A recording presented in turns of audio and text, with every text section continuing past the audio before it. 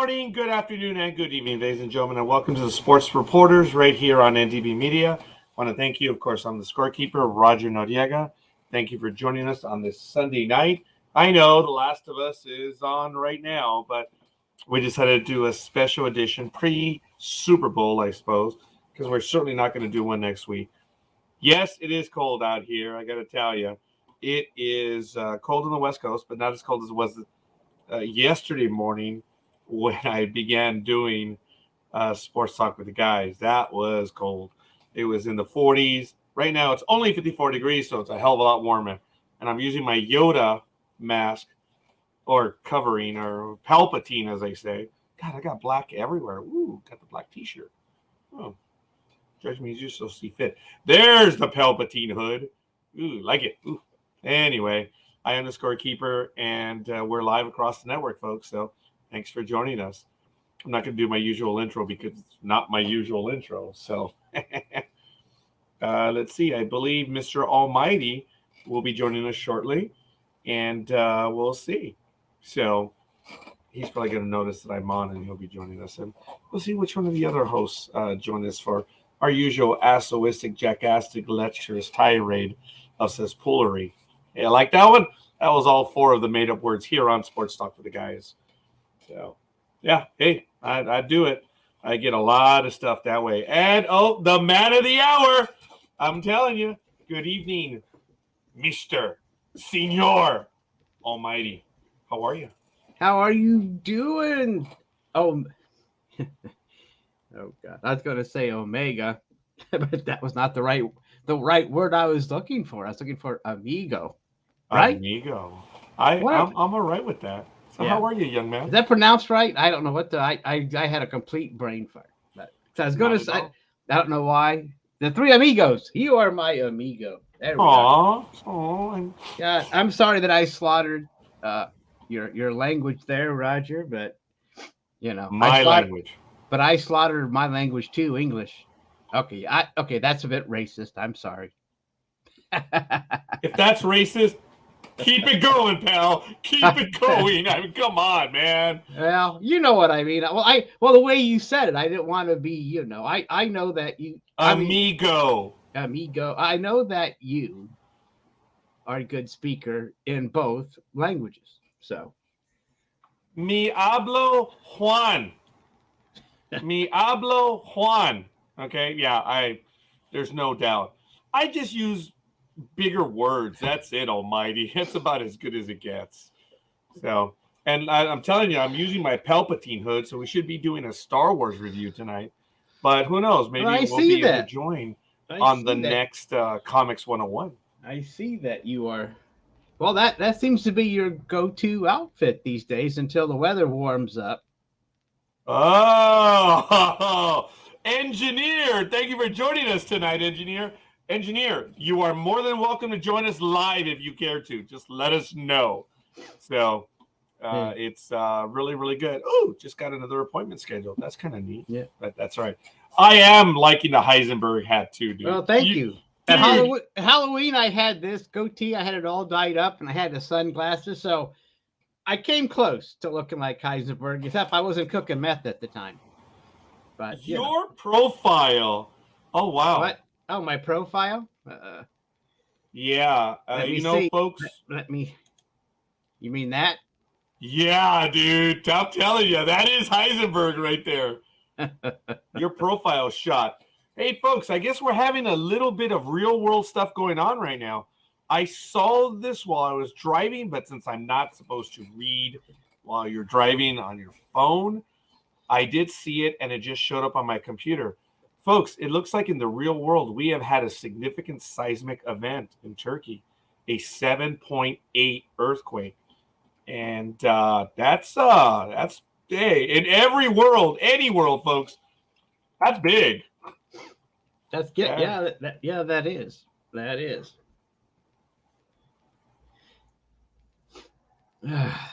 Oh, that's funny. I thought that USGS.gov, I guess, is it? Yeah, USGS. I went to USGS.com, and it was some other wacko one. Well, that's So that's your go-to site, isn't it? Isn't that where you get all your alerts? yes, both through the app and through text messages and stuff. There's there's a lot of shaking going on right now, folks. Sorry, I don't know why I do that, but it is. Look at okay. There was a 7.8. There's a 6.7. Something or other coming back. So Jay says he's going to try Facebook because the stream is slow. So yeah, no, it's not. It's not Facebook. It's not stream. It's us. We're slow. That's what it is. Yes. Let me see how long. We are very slow. We are not the fastest. Yeah, it's not the stream, Jay. It's me. I'm slow. Wow, it's significant, man. It was between Malaya and Aleppo, and I believe Aleppo's in Syria. So I believe it might have actually been a little bit closer to Syria than it would be to Ankara or something like that. Wow, yeah, wow. That's a big event. A lot of people are feeling it. Oh, look, he's now on Facebook. Absolutely awesome. So we already have our first like. Thank you very much, ladies and gentlemen, from the aforementioned engineer, and I say that with all due respect that I have, but it looks like we have a few things that we're going to be talking about tonight. Of course, the upcoming Super Bowl, stuff going on with the Pro Bowl. You know, I guess we can get to it right now, and Almighty has something that we're going to get to on the Pro Bowl format right now, but I got to tell you, Almighty, as you know, I'm a traditionalist, and I miss having the Super Bowl after, the Pro Bowl after the Super Bowl. It was cool, man. It was just a nice getaway Sunday. The big game was over. The season was over. And, oh, wait a minute. You get a little bit more football. So. Right. That is. Oh. Okay. Huh. I just had a surge right now. Wow. You guys may have seen the light. Oh. That's strange. There's a power surge right now. But anyway. What do you think? I didn't see it. What do you think? The Pro Bowl was today. Wow. No, I did not either. I was too busy eating a side of beef. It's my first one since I came down with diverticulitis, and I'm still alive. So I was prepared. I am just looking at some of the highlights right now. I forgot that I just didn't watch it, but I did not know that they also use a shortened field. Nah, really? Well, let's see what we got here, Raj. I'll share the screen. I learned how to do that this week. You are the man. You've been doing it for a little while. Hawaii was nice, yes. It's a flag football game? Yeah, I told you. And see, when you first start out, look how short look at the field. This is an indoor football league. Well, kind of. Okay. What is this? But we knew it was flag football. I didn't know they were going to. But well, there it is. The best in the league playing flag football. So there's Derek Carr, and sure enough, incomplete pass. Even playing flag football, he can't complete a pass. That guy wearing a baseball cap. I mean, if you can wear your baseball, hoodie like that and a fishing cap, oh my gosh! See the guy with the fishing cap over there, Raj, in the red. I do. Yeah, they just need to give him a vest, and he can go out there with some waiters and just go out there and. But anyway, that's the Pro Bowl nowadays, my peeps. There it is. I mean, I guess going by the score, it wasn't too bad, 33-31. So. Dude, hit the guy. Come on. Oh, my. See, you can't look at that. Watch. He gets it blocked. What is number 63 doing? Oh, my God. Come on. Yeah. Oh, look at the guy kneeling down. Yeah. Dude, what is he doing? A flashback to the activism of a few summers ago? There were no need for showers after this game. No kidding. Wow. What is okay? You see, But there you go, know, folks, Roger. Pro Bowl 2.0. I really don't understand then what is the point. Folks, look, the Pro Bowl was always a friendly, but it was to play and to win.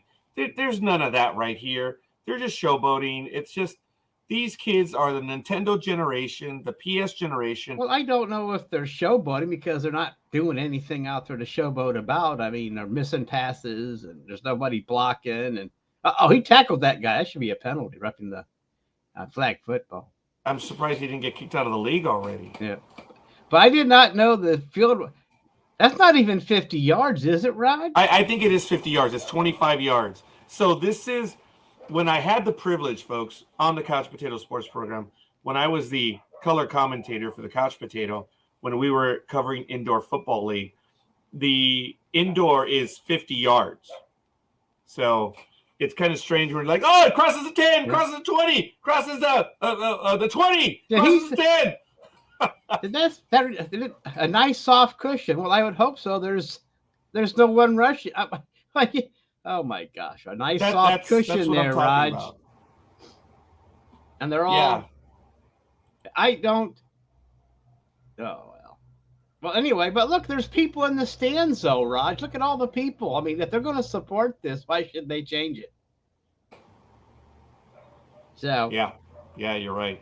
So hey, I don't know. I didn't see it. But you know, the only reason I can see to watch this is if Eli and Peyton were mic'd up and you can listen to their quips and stuff and their comments because they're pretty funny. But yes, that would be the highlight of this. Oh my gosh, Chase caught that pass. Wow, yeah, that was a Derek Carr pass. Shocking.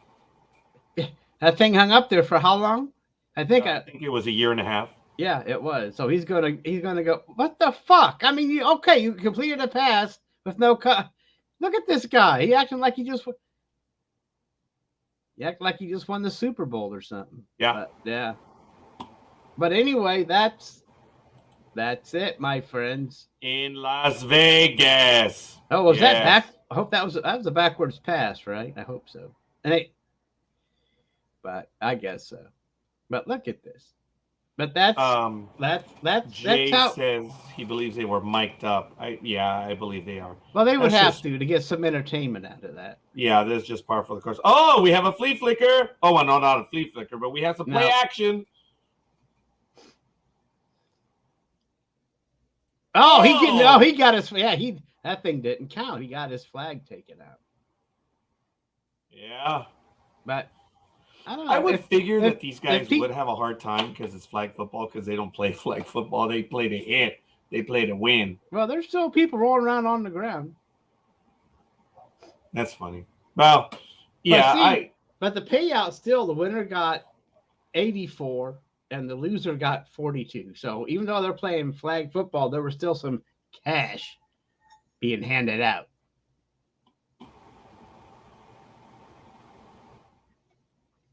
Wow. So that's so there you go. Flag football of a new era. Yeah, he was down before he scored. Yeah. Wow. Okay. But but I mean, Yeah, sure. But that's the well, you know what I mean. I mean, if they want entertainment, well, there you go. I mean, there's no problem with the entertainment if they get the ratings and all that stuff. But I mean, let's face it, it was flag football before it was flag football anyway, Raj. So it's not a huge deal. The Raiders, and thank you for this, Almighty, and the article is right there in the chat room. The Raiders Jacobs disses new Pro Bowl format, and he says this shite is stupid. This is Las Vegas Raiders running back Josh Jacobs isn't a fan of the league's new format for the Pro Bowl. This shit is stupid, he says. As per the Athletics to Sean Reed, Jacobs is participating in Pro Bowl activities in Las Vegas this week, after earning his second career nod.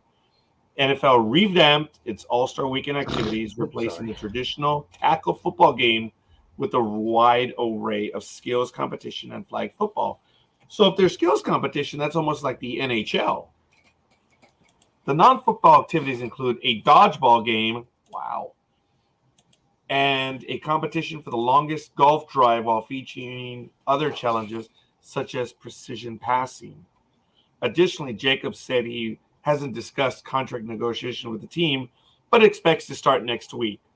When asked if receiving the franchise tag next season would be an issue, Jacobs, who turns 25, expressed his displeasure with the colorful response. Hero turned villain, he says. Placing the franchise tag on Jacobs would cost the Raiders $10 million in 2023 if the two sides are unable to agree on a new pact.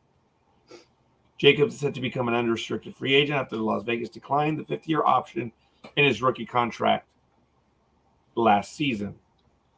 And of course, the Raiders similarly declined to exercise the clause with fellow 2019 rookie classmates Clelin Ferrell and Jonathan Abram, who they released last November.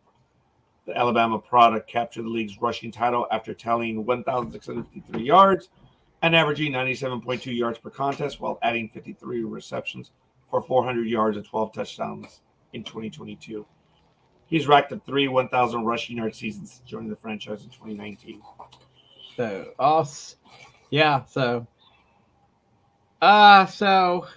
we have some other highlights. I hope they're all still there. Let's see. I'm not a fan. I understand, Almighty, and I get you when you say that it is a flag football game. It was, but there was a lot more going on in the games before. And as even Jay said, when they were in Hawaii, it was more fun. And usually it was a rematch of the Super Bowl quarterbacks. And it was interesting to see how often the one who lost would win. But it doesn't matter who won the Super Bowl. That's the important thing. No, you're right. I mean, that's just, it's been that way for a while now. We do have, there's a couple highlights from Peyton Manning's son, Marshall. He was out there throwing some passes and they're saying he's 11 years old. Say he's looking just like Paul. So that means, besides having Marshall moving up the ranks, we have Arch coming up too. So there may be 2 Mannings in the pros within the next decade or so. Really? So, and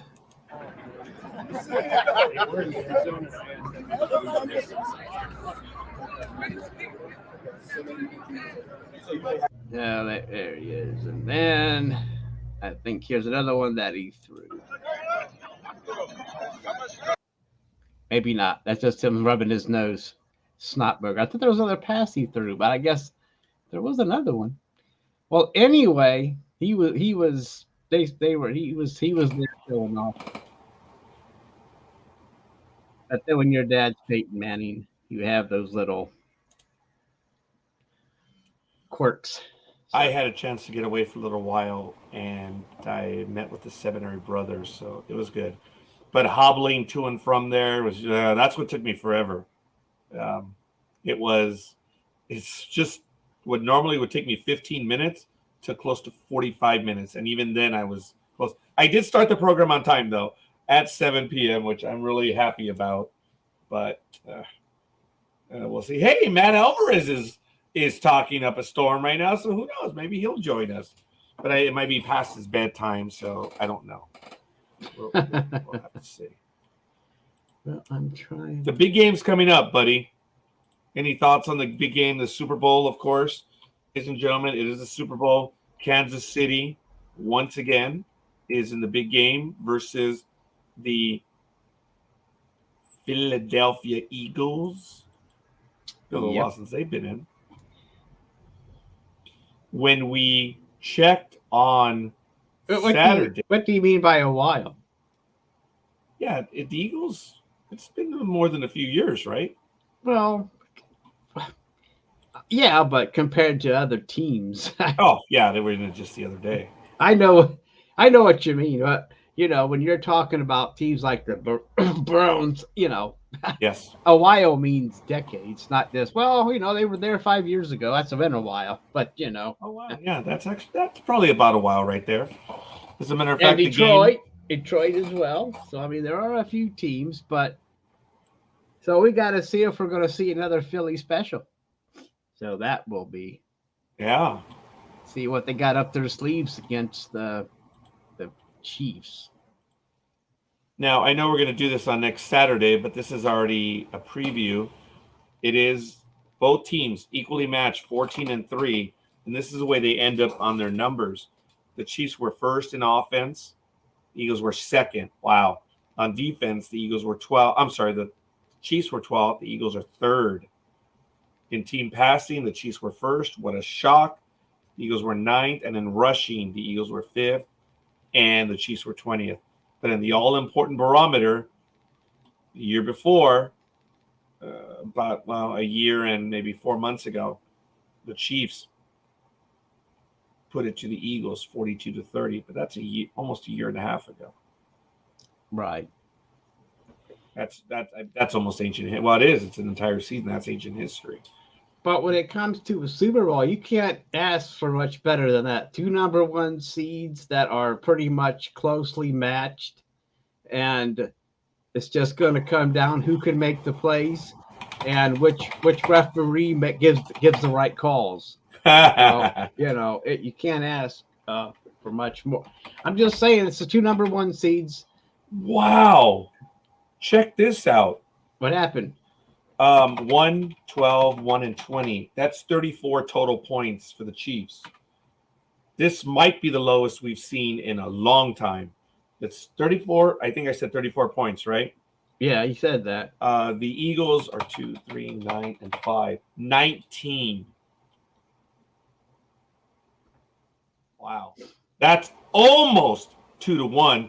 But I know Jay will be able to work out the math and say, hey, scorekeeper, it's not 2-1, stupid.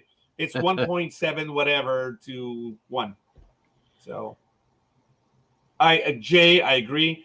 Look, this is rare. Wow and wow. You see, he'll correct me. And he doesn't need a fancy schmancy adding machine. He'll just do it in his mind. So, we'll see. So are you telling me that Jay has a beautiful mind? Oh, good God. Yeah.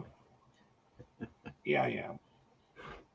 Well, I don't. I got the impression. I mean, he's a smart fella, but I didn't. I don't hang around him that much. But I actually have not had the privilege to hang around him all that much either, because he's on a new assignment, because he is a smart man. And, of course, I'm on a new assignment because I'm a dumbass. So that just goes to show you a lot in life, and that's just the way things are. So right. But I'm on a dumbass.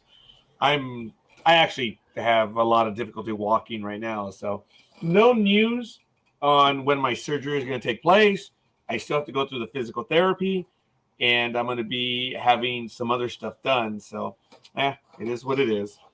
And my left knee cracked in the middle of the night, and it's been giving me a lot of problems. So now they're going to be treating it. Dude, I'm breaking down, buddy. My ankles. So what do you mean gone, that your knee cracked? Knees, I mean, what do you mean by that? Is it just? I mean, okay. To me, if you say it cracked, was that just a noise that it made when you bent it, or did you actually crack something inside your knee? It made the noise, and it's been hurting ever since. Oh, that's called old age there, Raj. So. Okay, well, being Latin, I was going to say Zeke. Sorry, that's someone else on the network. Almighty, it hurted. Yeah. Hey. I'm Latin. Come on, boys and girls. Come on. It hurted. Yep. So how long are you going to be laid up from the surgery then? I don't know. The therapy is going to run about 12 weeks, and it's multiple sessions during the week. And like I say, I don't even know when I'm going to be getting my podiatry done. So they're going to have to get me like special shoes and stuff to walk. dude, I'm like done. I am So done. they're gonna get that. They are gonna give you a walking boots and stuff to wander around on. I think so. But to the extent of said design, I don't know. I don't think it's gonna be like a Nike or an Adidas or anything. I think it's gonna be. No, it's not. Yeah, it's probably gonna be an old man's version of LA Gear. As a matter of fact, I could go get you what your walking boots probably going to look like. If you need a spare, I got a couple. Oh, you the man. Who knows? I may need one. But No, we'll see. You're cool. You're awesome. Yeah, sure. Ladies and gentlemen, another big thing that's happening, and we're going to be all over the place as we're talking the program. It's actually a lot of fun to have Almighty on the program, and it's really cool. Well, it's been a while, so I've missed it. I mean, it's been a while. I haven't been on either. Yeah, I'm sorry I couldn't wear the shirt and tie today, but you'll get over it. I know, folks. But I did wear the fancy hat. Man. I did wear the fancy hat. So, folks, I don't know if you've caught some of our other episodes, and Michael and I, dude, we get a kick out of it in a good way. When we have a guest, you've seen Michael and I will wear a nice shirt or something that's kind of respectful of our guests, or we're trying to be, professional. But, dude, talk about getting shown up. Almighty showed shirt, tie, sports coat. Dude, I'm just, wow. And Michael and I are like, holy crap, we put on a nice cardigan. Well, sans the sports coat. It is absolutely But if I would awesome. Stand up, you would see my gray sweats. So, I mean, it's not like. No. Don't stand up. No, I'm just. But we need to leave something to the imagination. Well, I started wearing them for the professionals because, well, it's the professionals. So I thought, well, we should look halfway. It was just a little bit of a right. It started with the professionals. But I decided to keep with it because you seemed to really like it. So I thought, well, I might as well continue it. And I don't have the tie on or the button fly right now, only because I was in a rush to get back. And like I said, a normal trip that would take me 15 minutes took me 45 this time because I'm hobbling along. So, but speaking of someone who is not hobbling along, we did talk about it briefly this weekend, folks, and love them or dislike them. It is, these are the times that we as sports fans have to just sit back and admire. Like I said in the Saturday's program, I'm not a fan of LeBron James by any stretch of the means, but what the man is doing right now, he's about to break a 38-year-old record in the NBA, who the present owner of the record said, dude, records are meant. He didn't say dude, but he said records are meant to be broken. Yeah. He didn't say that. But LeBron James, kudos. Dude, this is impressive. Absolutely impressive. Do you know how long did it take Kareem to set that record compared to LeBron? Do you know? That's a damn good question. Or do we have to somehow get a hold of Big Dog and get this I was going to call the Big Dog right now. Because he'll know that off the top of his head, because he's been following that intensely. And plus he likes Kareem over LeBron. So I'm giving the Big Dog a call. Look at right this. Now. Conference call with Big Dog. Hi, Big Dog. Sorry to bother you right now. I've got to warn you, both Almighty and I are live, and we need your assistance, Big Dog. How long did it take Kareem Abdul-Jabbar to break the scoring record? Dude, you know better than any of us. Oh, it's so funny that you just asked that. Would you like me to jump on real quick? Hell yeah, baby! Join what? us. The Big Dog? Give me less than 5 minutes. You got it, brother. I'll send you the link. I'm so sorry, Big Dog. Put your pants on before you come on there, Big Dog. Big Dog. Well, it's in there, right? I should just be able to just jump in. You should be able to jump in. But Big Dog, Almighty says, please keep your pants on, okay? No, put your pants on first. Oh, he said, put your pants on first. And I'll wear the phone on the outside then. All right, thanks, Big Dog. Well, did you hear me? Well, Jay, it doesn't get much better than this with a Big Dog coming on. And that's funny because he said, oh, man, you guys are live. I'm sorry, I forgot. Yeah, Jay. Thanks, buddy. Oh, my God. Those are the funny things. So Big Dog will be joining us, and we're going to be talking about that in just a moment, folks. But again, look, I have to say this because my utmost respect is for him. Far from a fan, but wow, what he's about to do. And it's just absolutely amazing, folks. It's just absolutely incredible. And the Big Dog will tell us. I don't know if he broke it already or he is close, but he is absolutely damn close. I don't know, but I know that Kareem was going to start showing up at the games so that when he does break it, he'll be on hand, and he's going to give LeBron probably a signed pair of his goggles. So we'll see how that works out. Wow. This year, folks, LeBron is only – this is how lame he is this year. He's only averaging 30 points a game. Lazy bastard. 8.5 rebounds, 7.1 assists. I mean, wow. Folks, the man But that doesn't matter when your team's in last place. Oh, no, it doesn't. So, yeah. Right. But way to go. So, I mean, I know the Lakers have been struggling and it's been hitting Big Dog hard, watching his team suffer like that. But yeah. Folks, his field goal percentage is this year 52.4. It might be a little bit on a low when you think about some of his overall numbers, but the man is still at 50% and above. It is still impressive. His 3 points, his little SOB is doing 35.9%. I mean, I'll do 35.9% in my sleep, man. That's how good this guy is. I can do that on Nintendo. Actually, I could probably do 60%. But yeah.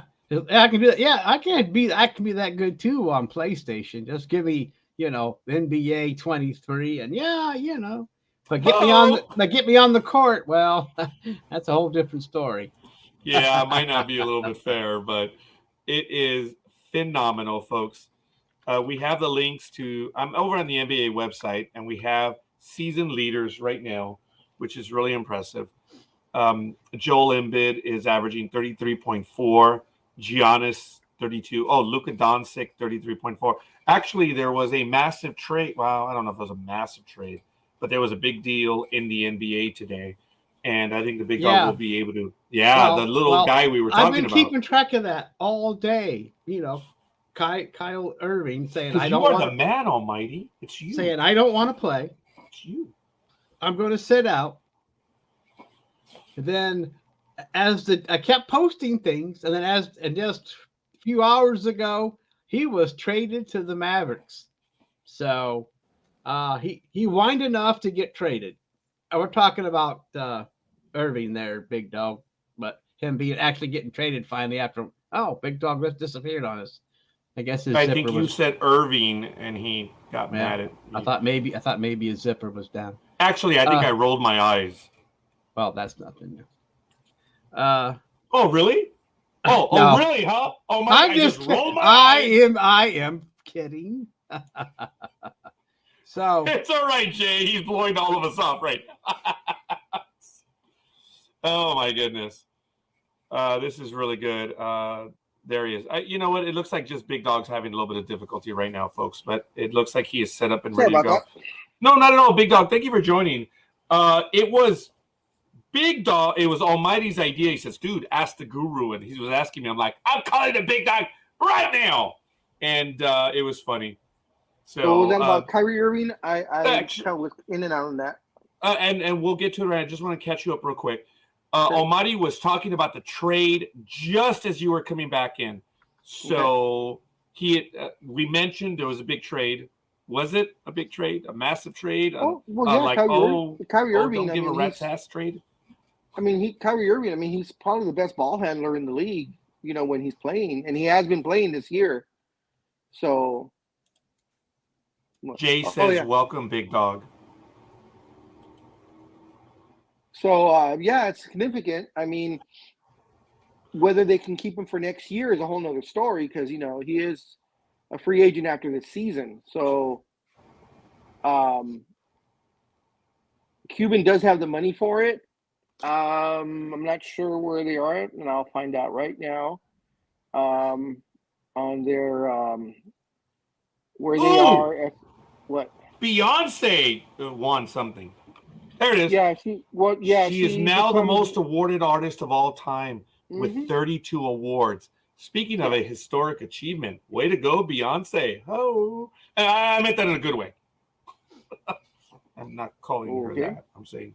Yeah, I know. What I was telling Roger, Big Dog, that I was following the Irving thing and posting things that you probably already knew, but it was fun to watch him whining, not wanting to play, and all that up all day long to him being traded to Dallas. So, hi, Dream. We just got a like from Dream. Who knows? He might be able to join us as well. Hey, the Dream. We'll oh, my gosh. That would be awesome. I'm going to have somebody on having people here on a Sunday night. That would be awesome. Hey, let me tell you, we, on a regular thing, if we did this regular, you'd be surprised how people make time for it. It's just people forget when you like, oh, let's do a one-off. It's not deliberate. They want to do it. They just forget. Look, Big Dog, first he was like, oh, man, I forgot you're doing the program. It's just, it's a habit you remember. Well, I know that we were trying to do this, or you were trying to do this once a month, and then we got off schedule. So, I mean, because of things going on. So that's why people, I mean, like you said, nobody expects us. So you were doing it once a month there for a while. It was, you remember, and so we were doing things, like clockwork, and things happened, and you weren't able to do it. So. Oh, here it is. Nobody tells me nothing. Okay, Big Dream. We'll see if we can get you in right now. Sorry, brother, but if you're up at this hour, come on in, brother. See if you can join us. Thanks, Dream. Let me. 9:30 over there. Say what? Say ho. What? I said it's only 9:30 over there. Oh, okay. Or is it 3 hours ahead? I don't know. Don't 2 hours ahead. It's all right. Let me see. Where is Dream? Where's Dream? Back to Kyrie Irving. As far as Dallas keeping him, Dallas is over the salary cap by about. Oh. You're on a whole day today, I guess. As a matter of fact, I am. Dallas is over the salary cap by at least $30-something million. So that's a lot of Quan, Big Dog. So to add Kyrie Irving, he's probably going to want to raise. I don't know if they can afford to keep him, or if I actually take that back. Not that they can't afford to keep him. If Cuban is willing to pay all that luxury tax, that's what it comes down to. It was interesting to see because the Clippers came in as late quarters to the Nets and Kyrie Irving yesterday. They entered the fray yesterday. And it never came out that, where his preferred landing spots were. But from what the so-called insiders are saying is he wants to come to LA one way or the other. So whether it was the Clippers or the Lakers, he didn't care. So that still may be the thing during the offseason. Lakers will be in a more advantageous position because they'll be getting rid of Russell Westbrook and that $48 million salary. So I don't think it's going to work in Dallas because Kyrie is ball dominant, and for Luka Doncic to remain pretty much having an MVP season, for him to remain that, he has to have the ball in his hands. Thank you, Jay. I reacted to the very same word that Big Dog used. That's when I was applauding. And even Jay says, big word, Big Dog. Well, we get big words from the Big Dog. Which is the word? I don't know. It's gone already. But we are in full admiration of you, Big Dog. Oh, it was advantageous when I said that. Advantageous? Yes, that's probably the word. The only word. I don't know if that's the word that we got the Woody over, but that's okay. I didn't say any other big words. And as far as your question on the all-time scoring leaders, yeah, of course, LeBron is now 36 points away. Wow. He might not get it then on the next game. Well, either way, the next two games are at home. It's against OKC on Tuesday and against Milwaukee on Thursday. And I'll bet you any amount of money that LeBron will not break the record on Tuesday because guess what? Lakers versus Milwaukee is a premier game. And guess what? It's either going to be on ESPN or TNT which will be national TV. Oklahoma City sucks. That is not a nationally televised game unless because of LeBron breaking the record, they're going to make it a nationally televised game. Oh, but look. as of right. Sorry, Big Dog. Sorry, Big Dog. Yeah, I mean, it's possible he gets it Tuesday because 36 is not out of his realm. I mean, he's scored over 30 points tons of times this season already. So, yeah, but anyways, you know, Big Dog, he's averaging 30 points right now. Yeah. Wow. So it's nothing to. Now, as of right now, of course, Kareem is still the leader. Kareem is only the 1, 2, 3, 4, 5. Kareem is only the 6th person in 75 years of the NBA to be the all-time scoring leader. I was right on Saturday. Remember, I said only 5 other guys have held it. I was like, wow. Well, it's Kareem and 5 others, but yeah, it started with Joe Fultz. And he scored it, and it's funny these totals, but of course as the NBA progressed, scoring went up. So Joe Fultz held a record. He had it at 8,003 points. He held a record from 1946 to 1952. Then the original Laker, Mr. George Mikan, his career total was 10,156. He held a scoring record from 52 to 58. Then, this was a surprising one. I didn't know this one. But then it was Dolph Schayes, who had a total, his career total ended up being 19,249. He held it from 58 to 64. Now, it's weird that each 3 listed held the title for 3 years. For 6 years each. 6 years. That's kind of cool, man. That is. Then it was Bob Pettit, who had a career total of 20,880. He held it from 64 to 66, 2 years only. Because of the Big Dipper, Mr. Wilt Chamberlain, who had his scoring record, his total amount was 31,419 points. He held it from 1966 to 1984, so he held it for 18 years. Then, of course, Kareem held it from 1984 to this year, 2023. He held the title for 39 years. Oh, okay. I thought it was 38. Wow, 39. Well, it was 38 seasons, but this is the 39th year. Okay, I wasn't being a dick. I was just I know. Yeah, I'm gonna show Wilt Chamberlain's scoring record here in a second. So there it is. Kareem, of course, ended up. There's his scoring record right there. Oh, that's the wrong one. Sorry, Big Dog. I'm sorry. That sounds about right. I remember when that broke. That was crazy. Kareem, of course, very had good. Very good. 38,387 points. Wow. I guess my question was, Big Dog, is like, how long did it take Kareem Abdul to get the scoring record compared to LeBron James getting his scoring record? What's the difference? Chamberlain,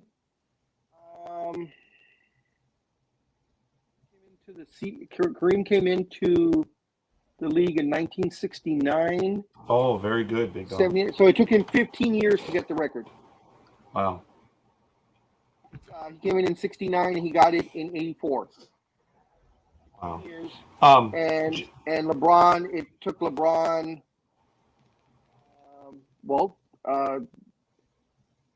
20 years because he's been in the league for 20 years. Yeah. So, okay. By the way, excuse me, Jay had a comment. I think he was directing this to Dream. Is that a question, or he will be there? And then Dream had said earlier, Kareem expected to be there, so I wanted to highlight that. It has been confirmed Kareem will be at the game, whether either one. So he'll probably be at both games. He'll probably be there at OKC.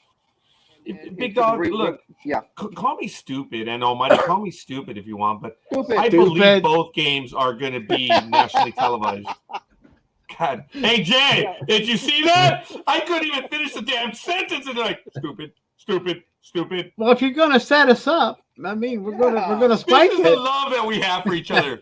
I mean, it was no hesitation. Look who you're talking to. if you're gonna throw the grapefruit, we're gonna hit it out. And God, I have whiplash from how hard you guys hit it. Have you met us? Yeah, I know. Very good. Yeah, OKC will be a televised game, and they threw that in. They probably knocked off whoever was the scheduled game on Tuesday. Oh, good. So it'll be on Yes. TNT. So it'll be on there, and pricing is going absolutely bonkers right now. Yeah. As far as the game is concerned, let me see. Both games are going to be televised. Yeah. If he doesn't make it the first one. Sorry, Almighty. Well, I'm sorry, didn't interrupt. But I have one more question. When Kareem was playing, did they play 82 games then, or did they play Yes. less games? Yeah. Yeah. The 82 game season came in. Stay away around from the 19 asterisks. 1970 or 71, Okay. 68, 69, maybe in the mid 60s. I'm sorry, maybe in the mid 60s it came in. Yeah, because Wilt has 82 games for the longest time. Oh, So wow. let's see, here we go. Well, I'm just checking Ticket because prices. people like to people make big deals about how many years, how many games. So Well, it's taken it. I believe. Maybe not. I'd have to see how many games played versus Kareem's games played. But I I see just total went to- games. Yeah. Yeah. I see. I just went to Ticketmaster, and courtside seats next to it's closest to the Lakers bench. Those tickets, there's 2 tickets available. They are going for $75,000 each. Okay. That's- Well, that's if for you courtside. buy the tickets, I'll fly in and we'll go to the game. Directly behind the Lakers bench. And it says obstructed view. Those seats are 8,800. And that is in the very first row. That is row A. The ones 2 seats over, they are going for, there we go. Those are going for 12,500. So for 2 seats, it'd be 25 grand. Then that's in the first row, right behind the Lakers bench. But that's Wow. if you're able to buy those tickets, right? No, I can punch this in right now, and I can get those tickets. The resale, of course. That's Yeah. That's why they're so incredibly much. inexpensive Yeah. compared to what you've told us. Row B. Because people are going. I think because people are realizing that he's not going to break it in OKC with OKC. He's going to break it now. Oh. Okay, row B, and this one is directly like right behind. So it's the second row, and those tickets are going for 5,500. Let me check with Milwaukee again. Folks, That's I most remember at likely the now. forum, there was a manager. His name was Don Boyd. He was able to get me a job where I became store manager. And I told him, hey, sir, I want to thank you. I'd like to take you out to lunch or dinner. And he was like, dinner? Lakers tickets. And you know I what? remember that. Yeah. Yeah, and You did. I you didn't did. have a chance to buy them, and when I finally did, damn it, I had to get the playoff tickets, and they were $150 each. Which I look back, Big Dog, Oh, that's they cheap. were a bargain then. Yep. It's stolen now, but we had saddle seats where Oh, he was okay. in front of me and I was behind him. Yeah. It was still So- an effing bargain. But go ahead, Big Dog. I'm sorry. Okay, so the prognosticators, the ticket reselling prognosticators are picking the Bucks game as when he will break it because those same courtside seats, $100,000 each. That's what you said on Saturday. Yeah, that's what we were Yep. talking about on Saturday. Now the ones Hey, directly Jay, behind the Jay, bench. would you like an advertising spot here on NDB Media? Jay, you're a baller. Can you buy 4 That's what tickets? she said. Oh, shit. I mean, golly. Excuse me. Hey, Jay. I told Big Dog I picked up. Well, I was doing Uber and Lyft, and I picked up someone from the Lakers organization who was pretty high up the food chain, and she hinted about it, and I dropped her off right by the Staples Center, and I didn't realize that she was wearing that's very special Laker pin that they use to get in and out, which is really cool. So there it is. All right, Jay, thank you. Let's go for 5, pal. 5. That way I can hit on someone and take her in as well. So that'll be all right. That's funny. Sure. That's a Roger answer, huh, Big Dog? Sure. Why not? 5 tickets? That is not feasible because almost all resale tickets are in groups of 2. It is 99% of the time you have resale tickets are sold in groups of 2 or 4, possibly 6 if you're able to get hold of 6 tickets. But you can in the resale 99% of the time you cannot buy just 1 ticket. Okay, ladies and gentlemen, this is a moment that I have to come clean. So it should be 6. So it should be 6. So I can go with you. Okay. Actually, you were one of the chosen ones right now. But we'll bring Almighty then. It was 6. It was the 3 of us. Yeah. Plus Jay and my hoe. That's why I said 5. Your what? Anyone. You said your hoe? He's talking about you, Almighty.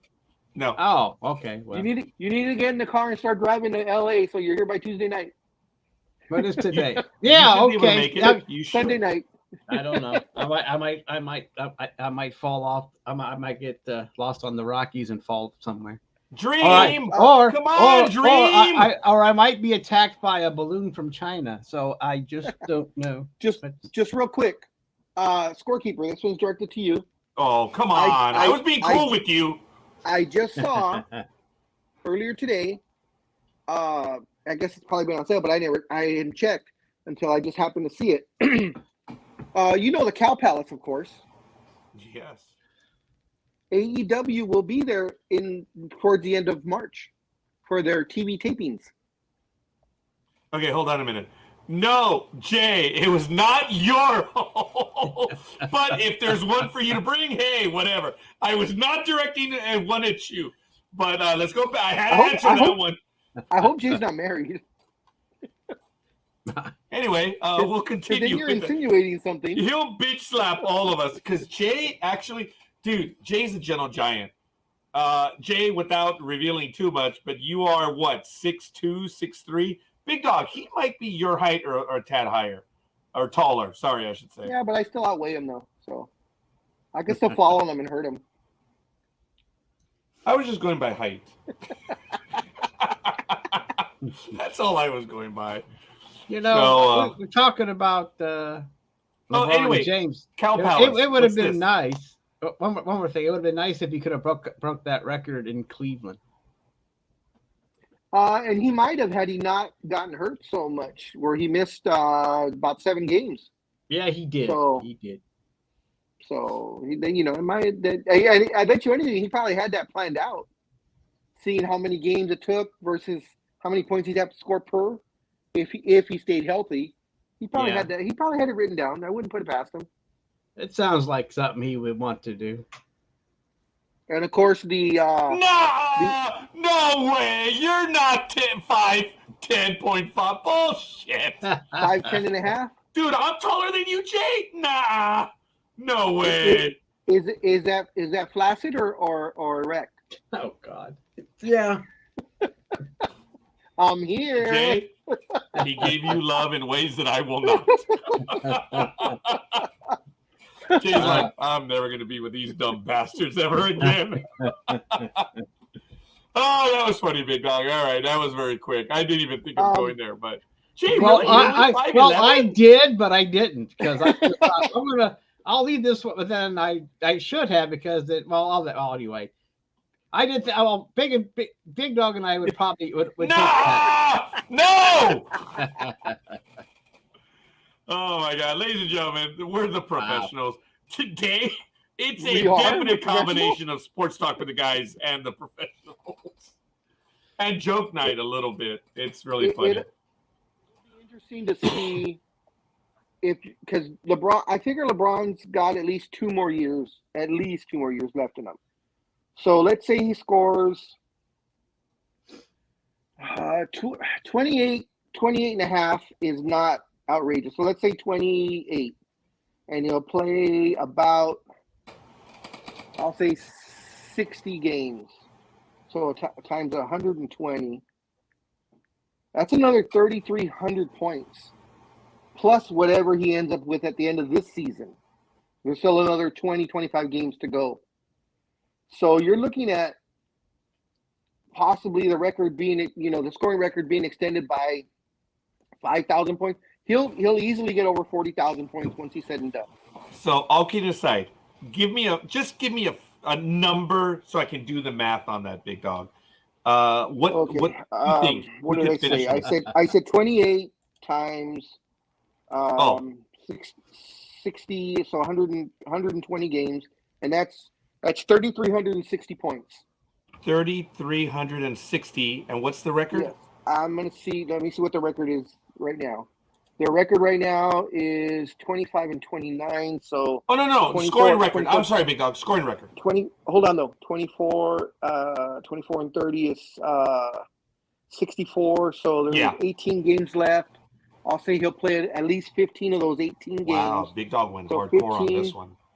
Times he's averaging 30 right now, so the 30 points. So add another 450 points to that total I gave you. Okay, so we're going to have 3,360 plus 450. That's 3,810. Okay, Kareem's got... I'm actually using a napkin, folks. 387 minus... I know, I could open up Excel. Points. So right now, LeBron has 38,352 points right now. Okay, so that's impressive, big dog. So it's projected to be approximately 42,162 points. That's if he plays the rest of the season and 2 more years at 60 games per. Okay, now let's look that in perspective based on the way the NBA is playing. Okay. 42,162. He's possibly going to go to age 40. So we're looking at conceivably 21 seasons. And Big Dog will get me correct if I'm wrong. But look. That is correct, Jay. That's the plan. 42,162 divided by 21. That's 2,007.7 points a game. And if you divide that by... That's easy. I'm sorry? That's easy for him to get. 2,000 points for the year? Oh, no, Big Dog. I had another one. No, wait. Okay. Well, then maybe I'm not doing it right. So it's 42,162... And no comments, dumbasses. I was talking about the math right now. 42,162 divided by 21 years, right? So that's, 2007. So that means, if we look at it that way, divided by 82, you have to average 24.48 points a game. Okay. Right? He is in his 20th season. So it'd actually be 22 seasons divided by 22. Okay, 40, and that's fair. Thank you. 42. Yeah, you took these stats to a level that I'm in an anal mood that I would normally do. Divided by 22, right? Yes. Okay, that would be 1,916.45 divided by. Wait, 82. do not divide it by 82 because he will not play 82 games. No, not LeBron. If someone wanted to catch him, this is what they're going to have to do. Okay, I get you. 23.37 points a game. So 23.5 points a game, that's not a lot for the high scorers. Because look at the scoring leaders right now. In fact, I'll get you the scoring leaders right now. But, Big Dog, I agree with you, but the reality is... longevity. Yeah. They've got to do 23.37 points for 82 games. For 22 years. Wow. And then Jay says, "Gotcha, Almighty." So I don't know which one that was. But Jay, I was telling him that LeBron wants to play with his son. That's the plan. Oh, yes. I mean, I've read that before. Yeah, and that would be, and so has the big dog. Yeah, and that would be in 2 years, because he graduates this year.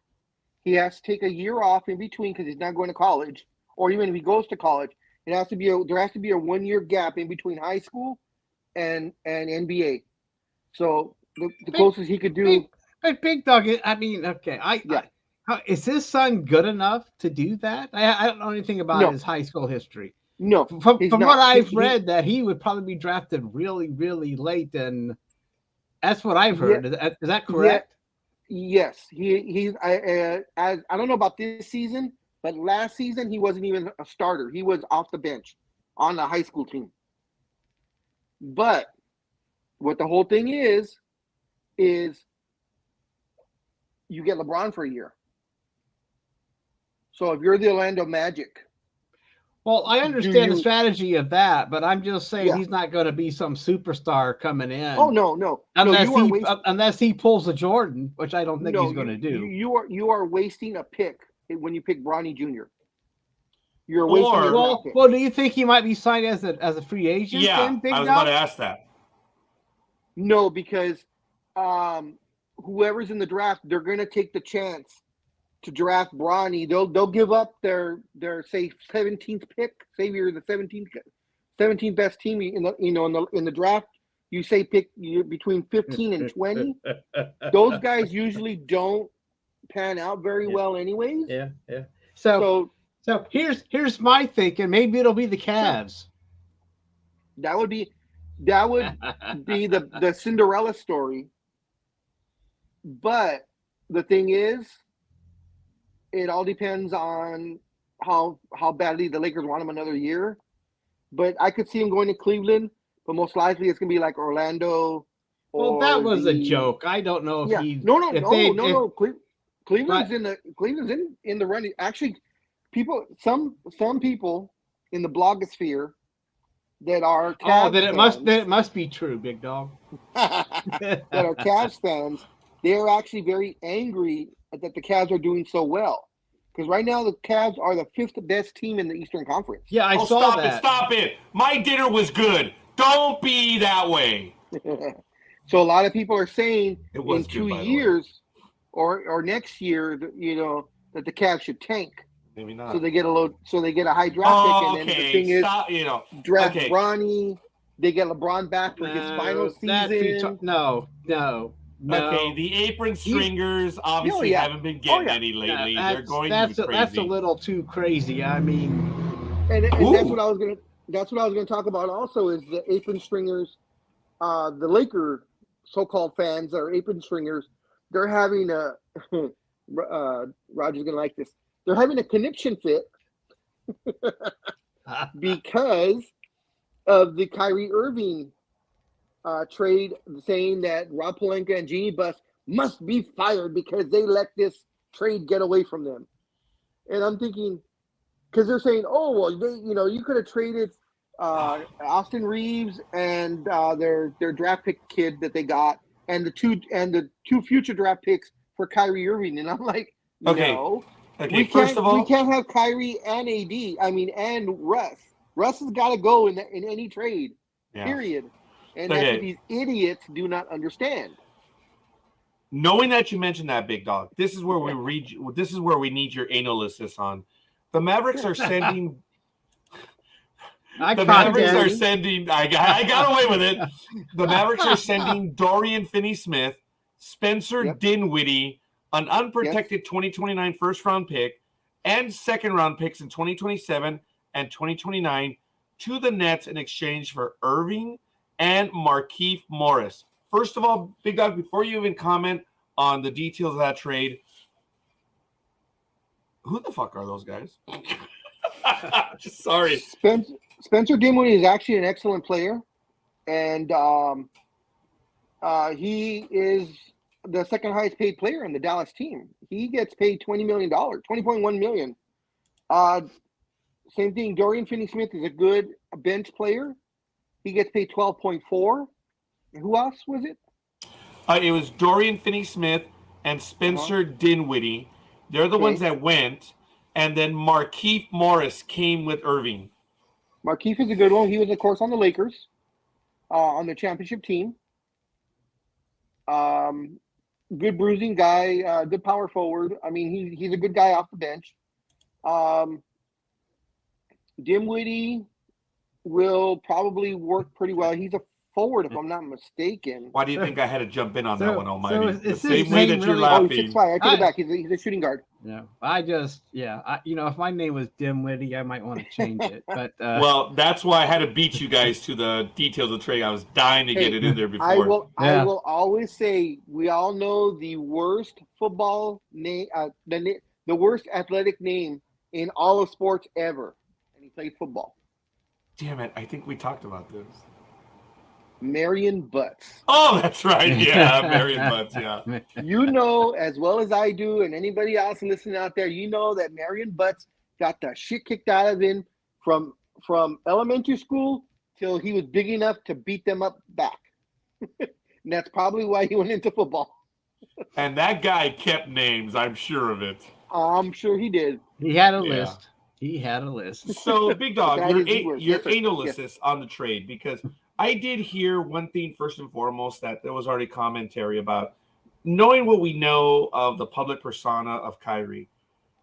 They're saying that this may retard Luka Doncic and his Yes. growth. He may learn bad habits, and this may actually hurt him. I'm glad you used that word in the right way there, Raj.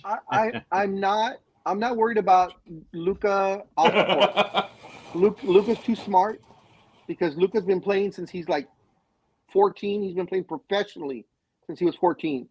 So even though he's only like a 4-year vet here, he's actually been playing ball for like 12 years. So, and in the Euro leagues and stuff. So he's gotten all that partying and all that stuff out. Oh, so out of he him. has anti-Curry medicine or something? anti-Kyrie medicine. Yes. Sorry, anti-Kyrie. Whatever. Curry, Kyrie, whatever. Well, Curry's a saint Yes. compared to Kyrie. So Yeah. Kyrie, and as we talked about it 2 weeks ago, Kyrie has actually been a very good boy on and off the court. That was for you, Big He's Dog. been, yeah, I know, because you think I'm using it as you're taking it in certain context, and I'm not. Oh I'm not my even gonna God! go there. I'm not taking it anyway. I just did it to do it. I didn't care. That's why I said that was for you, So- Big Dog. Kyrie has been on the straight and narrow Oh, shit, all I got year. it. Ever since he Head came rush. back from his suspension, he hasn't. He's been playing. He hasn't been uppity or anything till he demanded the trade. Of course, Oh my God. he did not play yesterday. All of a sudden, he came up with a calf strain. And he didn't suit up. But it's just like baseball. When you know you're gonna be traded, they don't play you. They sit you down. Yeah. So he was on the bench. But the thing is, he has no more love in Brooklyn because the second he came out to sit on the bench, the entire stadium booed him. Wow. It came out later that he said, "Go ahead." No, finish. I'm sorry. He came out. I'm not sure if it was either before he got booed or right after he got booed, but he came out and tweeted that if he does not get traded by the trading deadline, he will sit out the rest of the season. And did he really say that? Yes. Okay, that was an automatic. On that alone, he would have been suspended. Yeah, and he would have lost his pay for the rest of the season. Oh yeah. That was way too easy. Saying he's going to sit the rest of the season. He knew he was going to lose his money, but he don't care. He's a flat earther. Let's not forget that. Okay, hold on. Okay, Big Dog. I did it in There you go. reverse.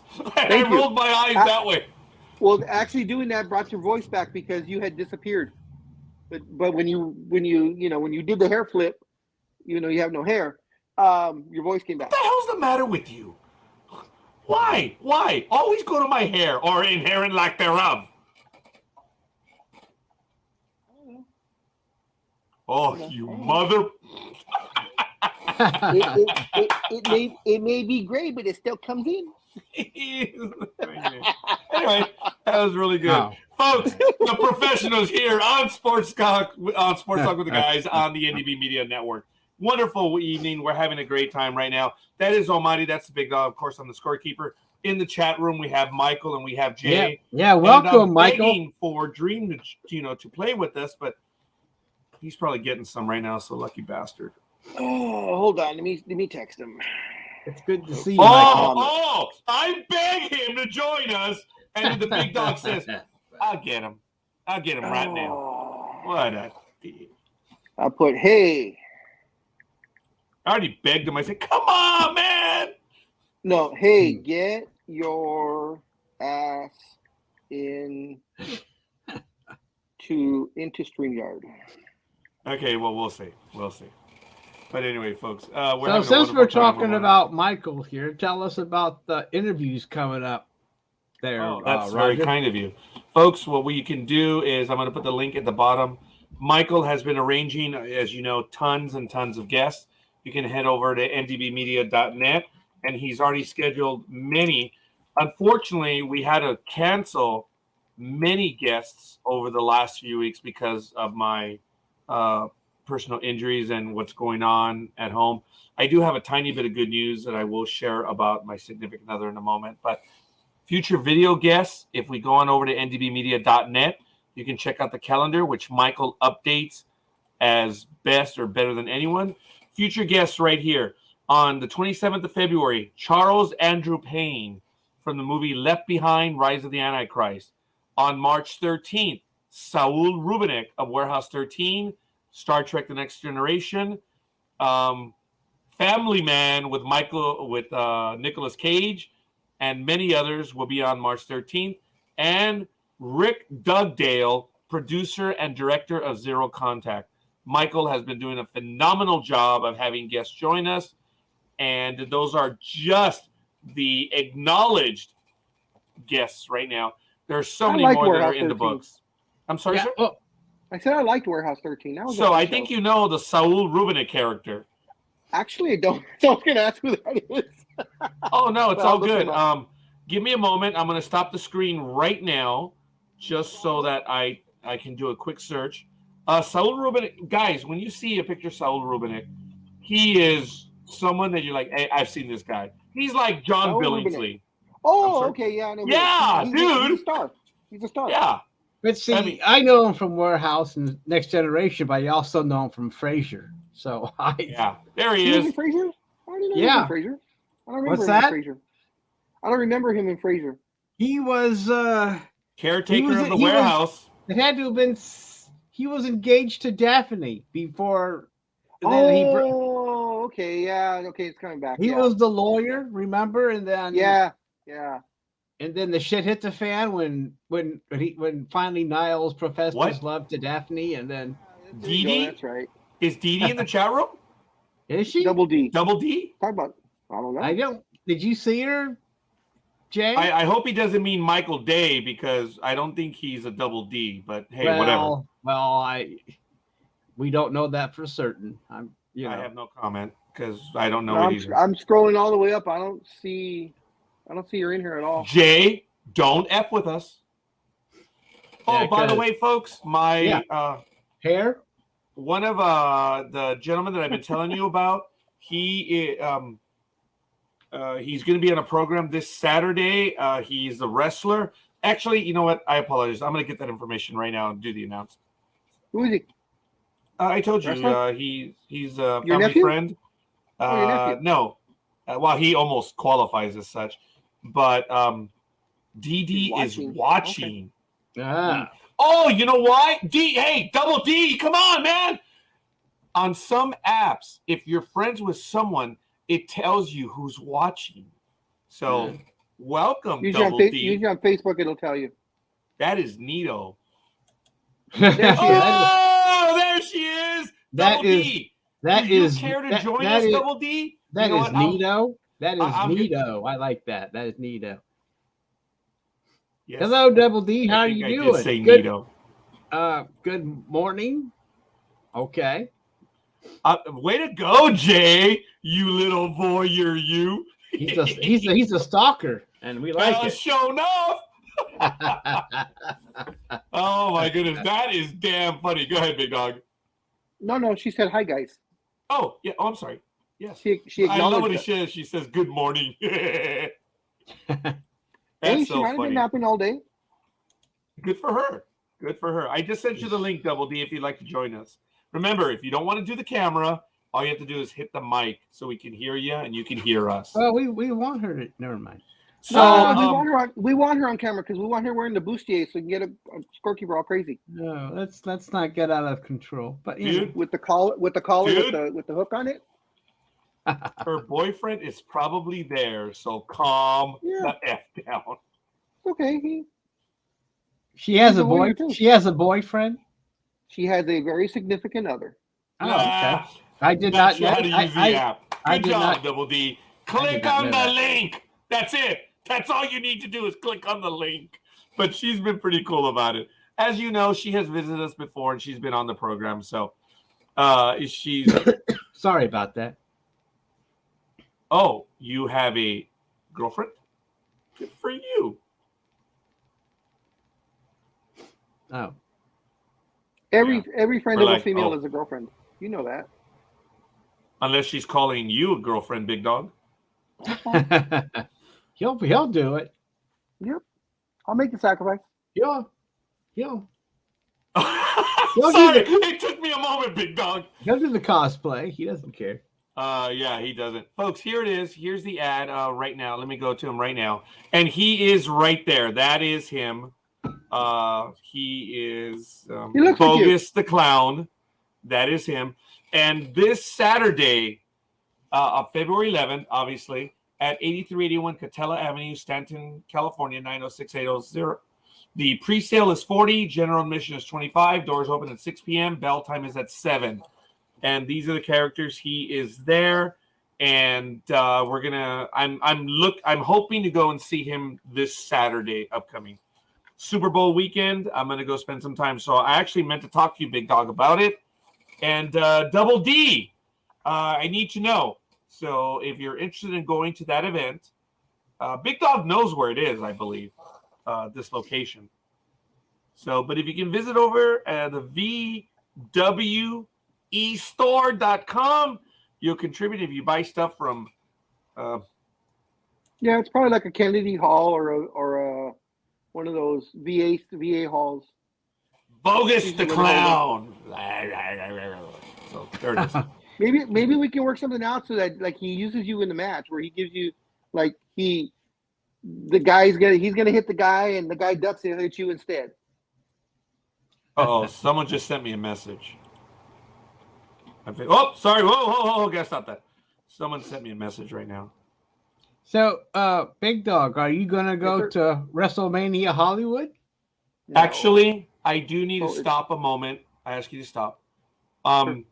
Double D, we actually know about this and we did comment, but I haven't told anyone the full details. But we know of a loss in your family, Double D. And I didn't realize the services are going to be on that day. But I get you. And again, once again, we want to share our condolences on the loss of your grandma. We know you haven't gone public about it. And I'm glad that you're spending time with us. And I'm probably mucking things up by bringing it up again. But thank you for reminding me. She will not be going that day because of her funeral. Yeah, we got the insurance. Yeah. So, but I did announce it when you were not here, and we were all thinking of you. Actually, I announced it in the chat, so I didn't go public with it. But almost everyone that's on the program is in the chat. So, Double D, Except her. That's the problem. except her, that she should be in it. Yeah. And I can't find her in there. I don't know. I guess she's not friends with Sports Talk with the guys, and I can't link it otherwise. Well, maybe you can, but I can't. Well, well, didn't you or Big Dog? Didn't you or Dream say you have to go through her Facebook? That's what that I was did. me. That was me. Oh, that's what I did because I know that I commented in the chat room and then you said she's not there. A lot of people did, and I said, that's great you guys did, but she can't see this. So, and that's why I gave everybody her. But anyway, I was sad. And I mean, anyway, I wanted to make sure that she knew that condolences for me as well because I mean I didn't want to be because at the time I was just talking to empty air and I wanted to make sure that anyway it doesn't matter.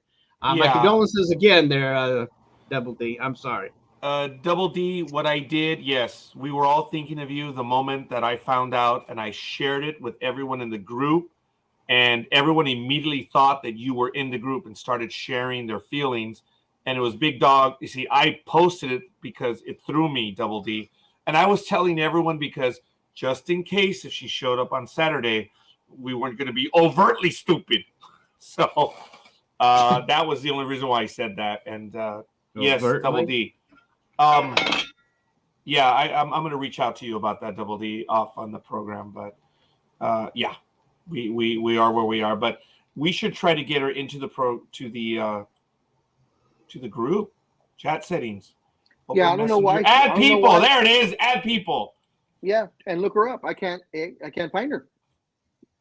I've tried at least 5 different times over the last 6 months. Okay, I just added her. Hopefully she'll accept it. Perfect. Oh no, she doesn't have to accept it. You just add her. There's no acceptance. Oh, tough shit, Double D. You're in now. But to our chat too, the sports talk chat thing. I added her to sports talk with the guys chat. The PM. The PM. So she has no choice. You just forced her into the. Okay, that's cool. You're talking about the PM, right, Rod? Say what? Rod, you're talking about the PM, right? The PM. Okay. Even she's laughing. She's like, "Oh, no choice." Oh, yeah, I see it. Okay. You dumb little rat bastards. Good. Double D, you can obviously get out of that chat if you like, but we're really just talking sports, and it's rather lively on that PM. So hopefully we don't interrupt you while you're busy. But hey, at least we mean well. But anyway, I'm sorry, I don't mean to be. If you go through the chat, you'll see the messages at the very end. We did let everyone know. But nevertheless, just to finish off on that one, folks, this one is going to be next week on Saturday, and it looks to be some exciting stuff. So if you know the wrestlers, you can contact them directly, and you can even get the rate, I believe, a little less expensive. But for those prices, it's really not that much. So that's him right there in the middle. Bogus, the clown. So kind of cool. Are you going to have him do a show, interview? As a matter of fact, yes. I saw him earlier today, this morning when he visited, and he agreed to the program.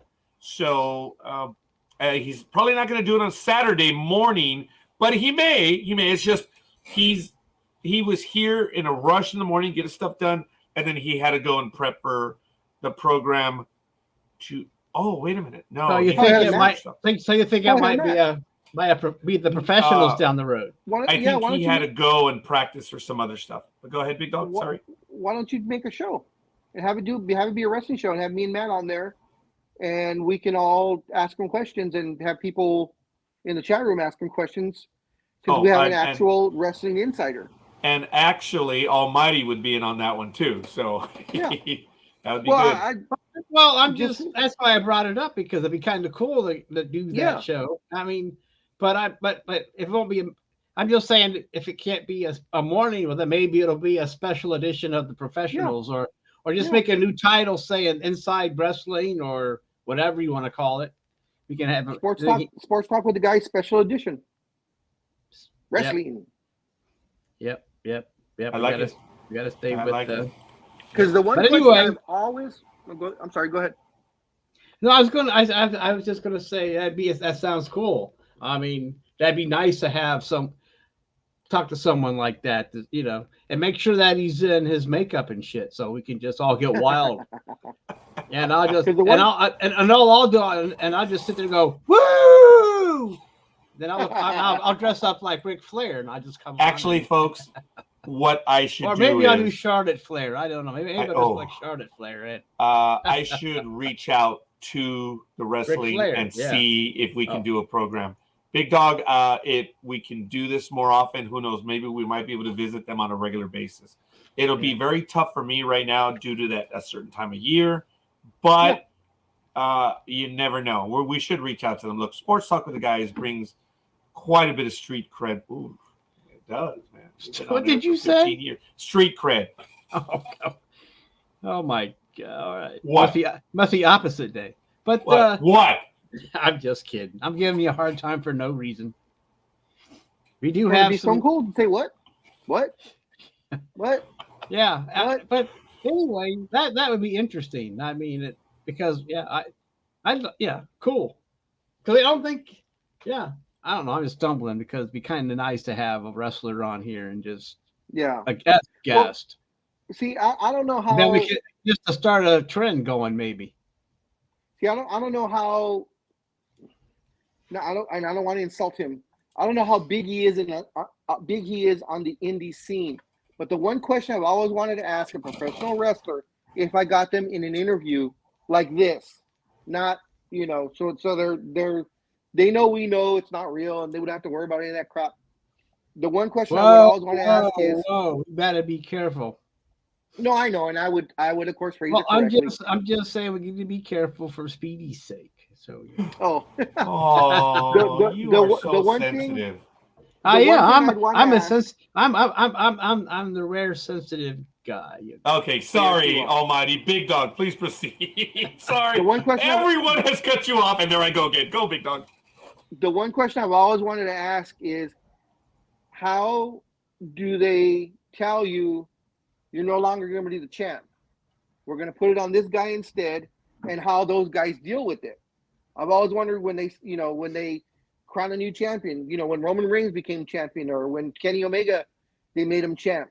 How do they handle it when they say, okay, in 2 weeks you're going to lose? In 2 weeks we're going to give it, Almighty's the champ right now, and I'm the promoter, I'm the owner, and I say, all right, Almighty, you had your run. We're going to put the strap on Scorekeeper now. In 2 weeks, you're going to drop the title to him. What on? The strap. Okay. If you're a true wrestling fan, you do not call it a world championship belt. You call it a strap, because that's what it is. It's a strap. Okay. Yeah. He says strap. I bet because Vince McMahon. That is one of the many words that Vince McMahon banned.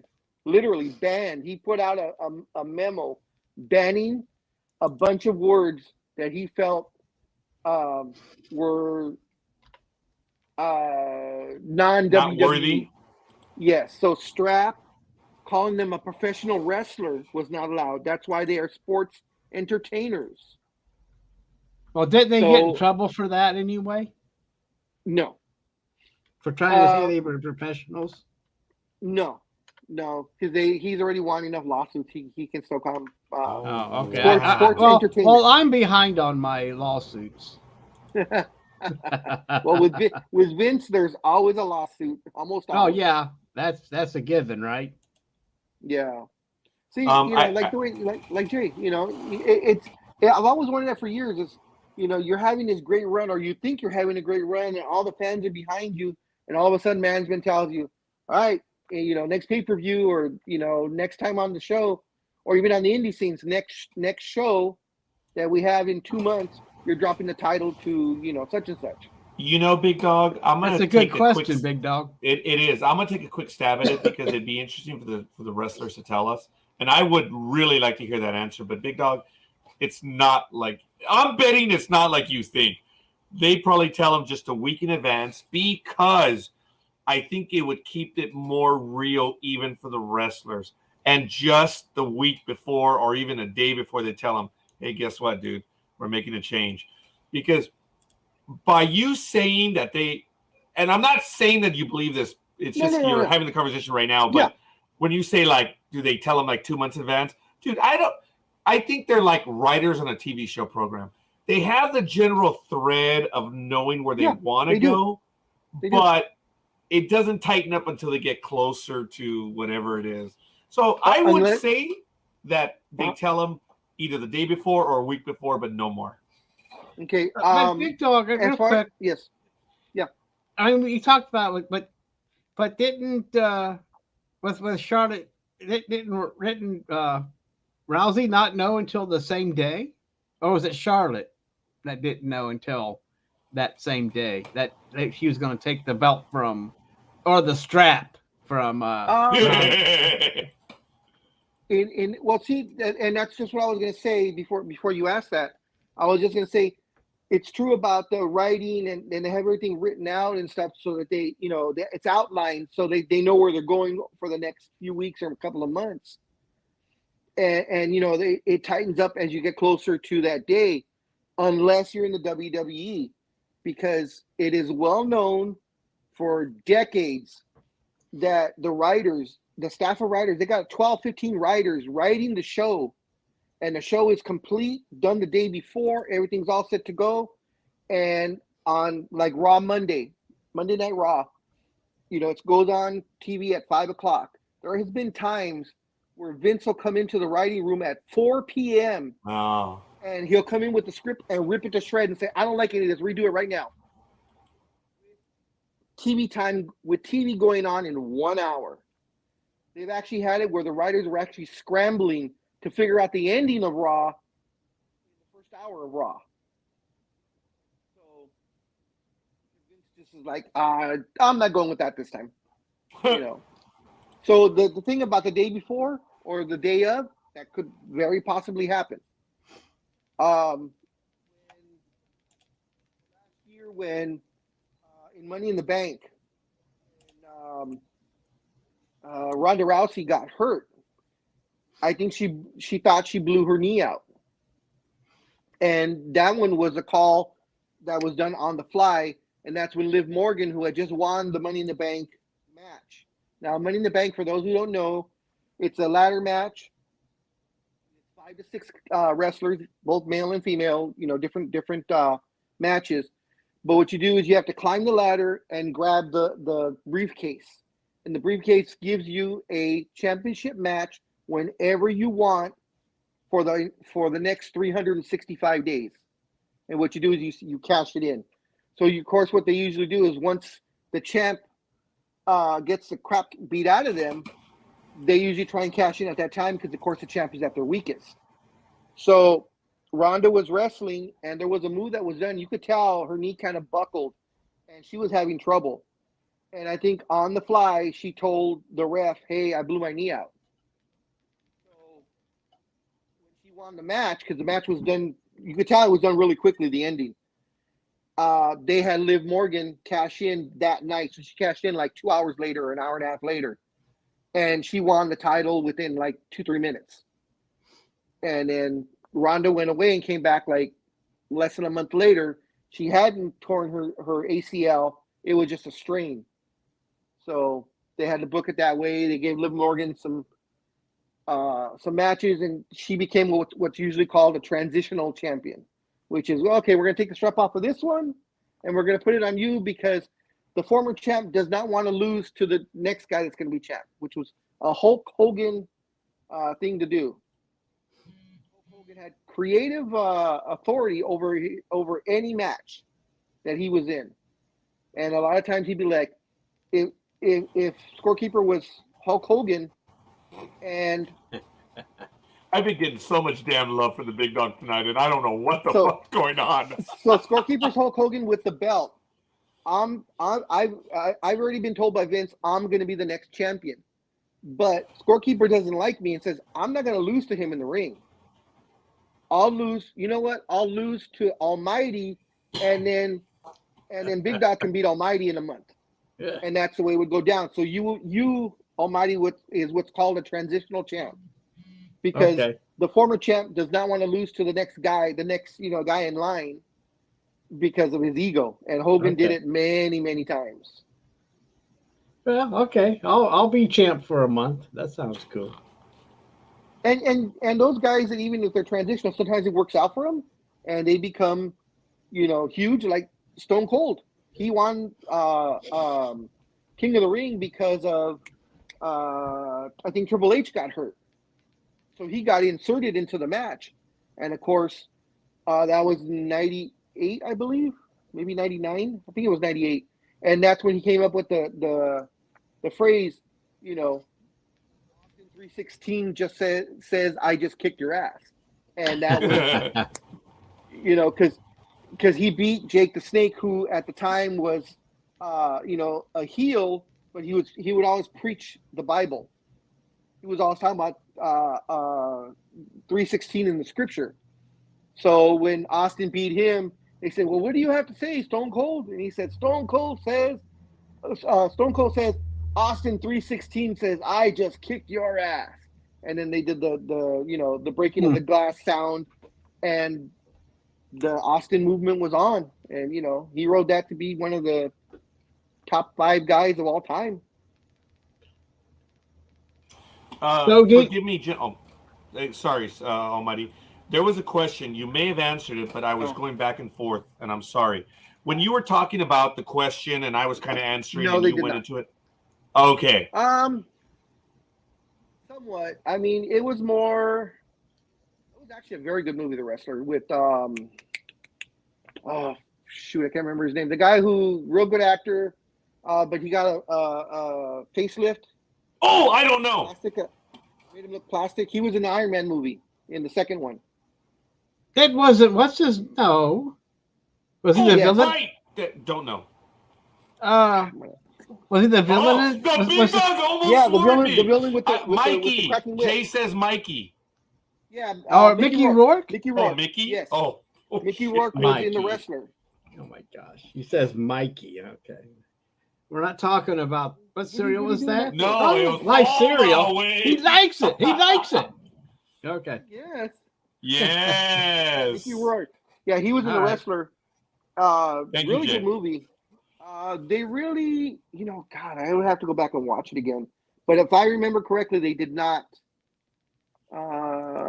Turkey and Syria just had a 7.8 magnitude earthquake. Thank you, Big Earlier. Dog. And I want to thank you for reminding us. We actually kind of began the program on that. Okay. So, no. Thank you. This is huge, yeah, guys. I just saw on the channel. Thank you. Thank you for saying I'm huge. It says the death toll is expected to rise. Just the update. Okay, I have nothing to say because the Big Dog has been uncharacteristically, like I said earlier. So he's like putting me as the main stars in all of his like little made up stories right there. It's like, wow, what the hell did I do? I think it's the distance. We haven't been speaking to each other for like 2-3 weeks. So all of a sudden I'm back on his good side. I'm like, I gotta F that up. Been on my good side. Fair enough. Like I said, I don't know why I've been the star in Saturday morning sports talk with the guys is a persona that I have. If I want to be antagonistic, that's what I do on Saturday morning. And you have so on Saturday morning you have excelled in that persona as of late. You should see the comments I leave Speedy. He actually deleted one of my comments because I read that comment that you wrote. No, you did not. No, you said he deleted the comment. So you read the comment? No, I read your comment that said, "Hey, dude, you deleted my comment." And what it was is I ripped him a new one, and I'll admit it, and I'm not going to apologize for it because it was Jay Briscoe's funeral, the wrestler who died, and children are in critical condition still 2 weeks later, and his post was that his brother Mark Briscoe, brothers in real life, that he gave a great eulogy, and in parentheses, all you have to do is take the parentheses out. He put it was unscripted. He gave an unscripted eulogy, and it was so tear jerking or heart moving or whatever, heart wrenching, whatever it was. And I put on there, I go, and I got to correct that. There I go again, saying I go. So I caught myself. I didn't. So I wrote on there, what do you mean, Matt? This is not wrestling. This is a brother eulogizing his brother that just died. Oh, my. Why do you think it would be scripted? So this is real life, Matt. I go, he's burying his brother. He's trying to console his sister-in-law and his nieces, and you're thinking this is some sort of wrestling thing? Come on, Matt. You know better than that. Big Dog, who is it that passed away again? I'm sorry. The wrestler Jay Briscoe. Remember, they were he was in a head-on collision with his 2 kids, 12 and 9. Who is the character that he plays? Jay Briscoe. Jay Briscoe was the character. They were like hillbillies. Oh my goodness! I actually think I know who you're talking about. Wow. Okay. He's got his front teeth missing and everything. They played into the hillbillies. Oh, I get it. You're right. I'm having to flash back to my place of business. Yeah, you're right. So, oh shoot, how do we spell the name right? Idiot. Briscoe. No, my fat fingers. I hit the K instead of a J. So. Oh, well, that's okay. Jay says, I believe Triple H and the other wrestler were out of character after a house show. I believe Vince got upset. Might have been a little bit earlier on something you were talking about. So Jay Briscoe's real name is Jameen Dale Pugh, P-U-G-H, and his brother was Mark. But their characters in wrestling were Mark and Jay Briscoe. So I as soon as I read that, I laid into them because I've been to funerals and I've had to give eulogies, and just to say the audacity to say, oh, it was unscripted. I'm like, come on, Matt. When Owen Hart died and Hulk Hogan was there, Hulk Hogan didn't go up and say, okay, brother, this is what brother. No. Oh, my God. People. That would be inappropriate. Oh, my. And by him saying that it was unscripted made me feel that same way. I was like, what the fuck? I'm sorry. I got pissed. So then I went back later because I wanted to see what he had to say. And my comment was gone. So that's when I went, oh, you erased my comment, Matt. Okay, I see how it is. Sure. No problem. I was going to bring it up yesterday, but I was like, no, I'll be nice. Unless he says something. Other than that, I'll be nice. What the hell? I'll be nice. Who are you and what have you done with the big dog? He brought it up yesterday, Rod. You probably would have had to kick me off the show because I was not going to hold back. No, I was going to dig into him if he would have brought it up on the show. I was nice. I had a chance. A couple of times I had the opening, but I was like, nope, be good about this, Peter. You're better than that. Even Jay's like, wow and wow. Okay, the better part of Valor. The angel on this side was going, you're better than that. And the devil was going, no, you're not. Don't go for it. But I listened to the angel. I said, that was damn funny. You're better than this. No, you're not. No, I'm not. You know I'm not. That would have been a damn funny moment in a movie. The angel like, you're better than this. Devil's like, no, you're not. Oh, damn, I gotta take my glasses off for that one. Oh my God. Jeez. That's evil. There we go. And Jay's just like, wow and wow. I don't know if it's the wow and wow of what Big Dog did or the wow of what I commented about something a moment ago, but that's all right. It was me. Yeah. I mean, if he was like 20 years old or 18 years old or something like that, I'll be like, okay, he thinks wrestling is, but he's almost 40. I took a shot at Matt earlier. And we've talked about wrestling not being real. And he's like, yeah. Dude, he believes it's all real. I do. I try my best not to burst his bubble. I will not. We've told him. It's like and he's a flat earther when it comes to wrestling. I'm not going to say anything about that. I'm just going to. I mean, if he wants to do that, that's fine. I'm not going to ruin his. Look, it's my job to set him straight. Well, I know you. Well, you know him better than I do, Big Dog. I'm just, You see, look, I accept everyone for who and what they are, and we just take them. Look, this is the way I see it. I have 4 committed souls. I'm not going to do my best to piss them off. But I will tell you this. There is someone on the program that the Big Dog and I do read the posts, and we don't acknowledge a lot of those things he says. But we do comment about certain, we'll call it formulaic speech patterns. Are these the ones in the chat room or on Facebook? Yes. I'm going to keep it cool for right now. All right. But it is funny. Look, folks, we're privileged, like with Almighty being here. When he turned the light on and able to join us, he's been with us for what, 2 years now? Matt has been with us for at least didn't I come on 10 board? years now. I came on board when Kansas City and Tampa Bay played in the Souped Up Bowl. So how long ago was that? 3 years? Perfect tangent. Yeah, about 3 years ago. Perfect tangent, though. What do you think about this whole thing about the NFL is scripted? I know. That one podcast that the former player was talking, saying that he gets a script at the beginning of the year. Okay, you know what? All he hold had on. to do was post the script. That's all he had to do. Well, the funny thing is, it's a podcast he was on. It's a cannabis podcast. They're smoking the whole time on the podcast. So, now, folks, we do know that certain teams actually plan out their game. It's been a while since I've heard this, and I do remember the last time that I remember this was back in the Cleveland days when Bernie Kosar was the first-year quarterback. And I don't know if Big Dog remembers this because I know that this was before Sports Talk with the Guys, but I believe we talked about it where to help the player grow as a quarterback, they would script the game. It didn't matter the down. It didn't matter whatever. Where they said, on this play, you're going to do this. On this play, you're going to do that. And this play, you're going to do this. So they have scripted games from an offensive point of view.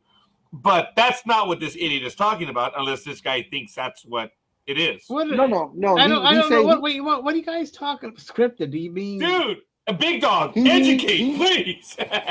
He means that I'll have to find his name real quick. I think he was a running back or a receiver.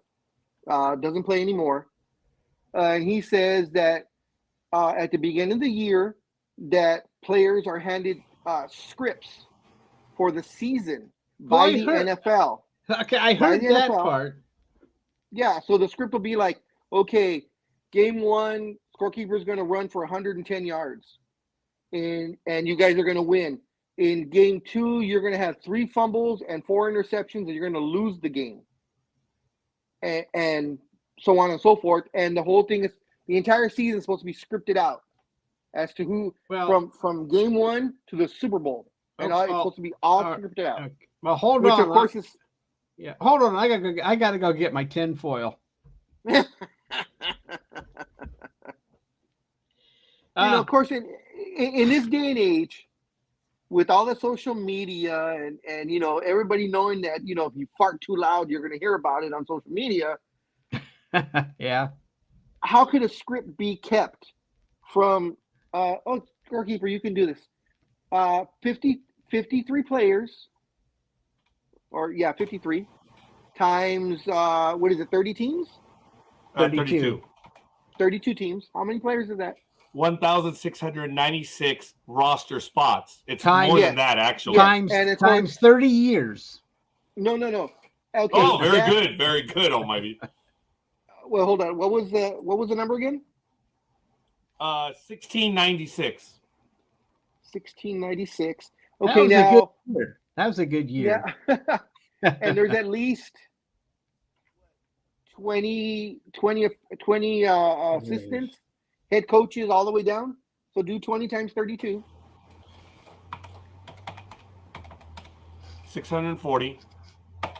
So you're telling me that 2,336 people have kept their mouth shut. Oh, impressive, Big Dog. I just got one right now. Have kept their mouth shut for the last 15 years?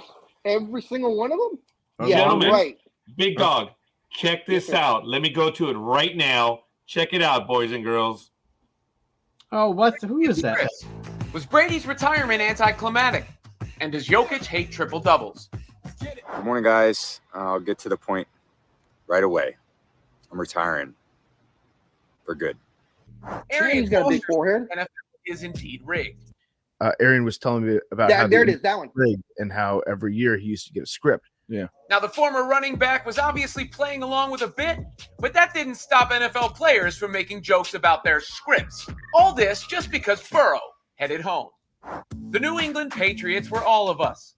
The Pats simply reshared what they said about Brady's retirement last year. Oh, okay. Since it really wasn't it. That's actually something else now. Okay, so they actually did say that it was just a bit, and everybody went with it, but the blogosphere is going crazy with it. Yeah, you can't. Big Dog and I didn't waste time on that news bit. And that because I mean, let's be honest. There are sometimes you watch a game and you're thinking, wait a minute, maybe. Mm-hmm. Hey, folks. But still, how are you going to get a player that's making millions of dollars to fumble 3 times in a game on purpose? Yeah, exactly. And that's going to cost them money. I mean, especially in a contract year. Come on, right? Folks, my God. now the funny thing is, this is how stupid people are. And one of Sports Talk with the Guys' claim to fame, we've had many, is when Big Dog and I we're doing our radio. Oh, yeah. And I, to just F with people, and Big Dog set me up, handed me the grapefruits of grapefruits. And I stated, well, Barry Bonds is going to be doing court in LA. And you guys know that the Yankees are coming over on a long, extended West Coast trip. And if you look at the schedule, they're going to be here for like 12 games. They're going to go out and they're going to come back near. So Barry Bonds is going to sign a West Coast contract, play every day, but still be able to make court if you look at the schedule. And Big Dog and I laughed and laughed and laughed. You can hear us laughing in the episode. But we said, and the kicker was when I said, "Scorekeeper, where did you get this information from?" And of course, the other legend was born at that time. Because remember, thank you, Big Dog. That's a bitchin' setup. Big Dog and I, we were ornery that day, and he used to sit across from me. So Big Dog's like, "So where'd you get that one from to play along?" And I was like, "The inside source." No one knew what I had done. I looked down and I said, "The inside source?" Meaning I was making that shit up right then and there. That legend was born. And folks, about 3 days later, everyone broke that story. It was on ESPN. It was Sports Illustrated.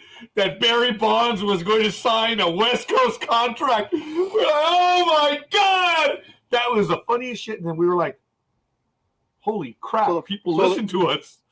So the following week, we brought it up. And we said, we were just bullshitting there. We were just talking shit. And, there's nothing real to it whatsoever. And all of a sudden, all the other news outlets about a day later stopped talking about it. Jeez.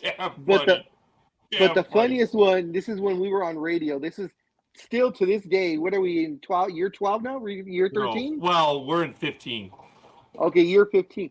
To this day, 15 years later, to me, this is still the funniest thing that ever happened. And we were on Blog Talk Radio, and we were talking, and we were real good banter back and forth. And all of a sudden, Raj got a cramp, and he doubled over. He fell out of his chair. And I was laughing my ass off, dude. Big Dog said something. Tears and were coming down my. Shot up, and I was like, "Oh shit!" And I was fell laughing. over. Tears were rolling down my cheeks, and he's like, "Take it over, take the show over." And I couldn't. I was just laughing, and he was all fucking asshole. Yeah, and just like what I did now, I did then. We have had some incredible moments doing this program, folks. They've been damn funny. You can't make this up. It is what it is. But because it was Big Dog and I that did the West Coast contract, we were just so fed up with what was going on. We made it up, and it made national. And we were just like, it's us. We were number one pissed because we were not given credit, of course. And we have over the years heard our words come out on SportsCenter, at Bleacher Report, and everything. This was years ago. So we know that we're listened to, because there were times that I would articulate an argument and it was almost word for word repeated on SportsCenter. I'm like, oh my God. Big Dog would make a statement. Saul, remember? He was quoted about the tires on the NASCAR version. Man, Saul was talking about the tires, and within a week, they were talking about the issue that NASCAR was having with the tires. It was crazy. Who won today? I forgot even. I don't know yet. I came straight to the program right now, so I should check right now. The race might still be going on. Oh, I thought they raced during the day. I'm sorry. No, it's at 5 p.m. Oh, well, yeah, I might still be going. So let's check out right now. The Busch Light. Okay, the race recap. Oh, Martin Truex Jr. was the winner, number 19. Okay. But, folks, it's crazy. NDB Media, Cliff Zier, you guys remember him. he made national print 3 times as well. And they would never give us credit. Never. But Zeke was a good interviewer. He knew how to ask questions, and he would get people in trouble. But speaking about NASCAR, what is it? What is it? And of course, Cliff was he was a co-founder, because you are the founder of NDB Media, but Cliff was a co-founder of Channel 69. NDB Media 69. Yep. Folks, there were 3 interviews on Channel 69? Or was there more than that? Not we had set it up. Actually, I don't know how many there are. I'll have to look. But Cliff decided to go after the adult performers that are on, I guess, the porn channels or whatever, and they readily did interviews. Mm-hmm. They were damn funny. We found out stuff about they were Cliff cool, that we were man. all surprised on. But we found out about Cliff a lot of stuff that. Oh yeah, Cliff asked some great questions, and we're like, he's into that shit. Yeah, he's funny, man. I forgot about that big dog, folks. We've done a lot of funny stuff, and it's absolutely amazing, terribly fun. These have been some incredible 15 years, big dog. And are those shows archived? Actually, it was Solomon Walters, Jay, that mentioned so. The NASCAR tires. They should be archived on Blog Talk Radio, right? They still are. Yeah, they're there, Almighty. You can everything is still there. Oh, and folks, we even got into or tried to. You were because they didn't consider you a news. Oh, we tried to get into PornCon. Yeah, and they didn't want to, but they did give us a reduced rate. And I'm like, they're not going to get me off for that. that was for you, Almighty. Oh my gosh. Okay, not going to get you off, huh? All right. Yeah, the price was like $60, and they did reduce it to like $20. So they were willing to go, they were willing to see what we were going to do. Did you go? Yeah. No. Well, why that could have been you could have got your foot in the door.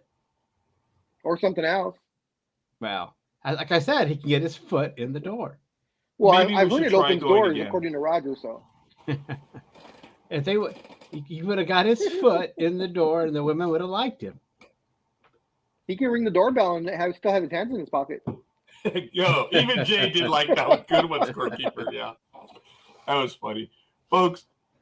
We've done a lot of crazy stuff. The embarrassing thing is, when you have people that you kind of know in your universe, and then they say, scorekeeper, I heard your program. And you're like, oh! They're like, I heard your comment, and I know who you're talking about. It's like, oh. And I'm like, and they're like, it's all right. I know who you're talking about. I'm not going to spill it. It's damn funny. And I know who that asshole in your story was. So it's hilarious. Oh my God. Because you have to be very coy, man. You can't reveal it. And the person that told me says, it's so-and-so. And I was like, huh. He was like, you're not as coy as you think, dumbass. And that was a coworker telling me, it's damn funny, but I know who you're talking about, right? But yeah. Those are the funny ones. Or when people you haven't spoken to said, yeah, I've been hearing your program, and it just blows you away. It's like, well, why don't you ever call in? He says, nah. Not even gonna bother. So it's good. It's fun. Ladies and gentlemen, right now, unfortunately, it is now Monday morning for Almighty. And I want to acknowledge that. Thank you, Almighty, for staying on with us here. Oh, you're 3 hours ahead? I thought you were 2 hours ahead. No, he's 3. Yeah. Oh, okay. And it is Monday morning there on Sports Talk with the Guys. We did start about a minute late, so I do apologize. But ladies and gentlemen, this is the professionals here, and it still is Sunday, February 5th, even though Almighty would probably argue that. But this is the professionals on Sunday night here on the NDB Media Network. Folks, thank you. We really got to a lot of stuff right now. Is there anything else that you want to get to? Okay. You're welcome. You're welcome, Jay. I don't know what the hell I did, but yeah.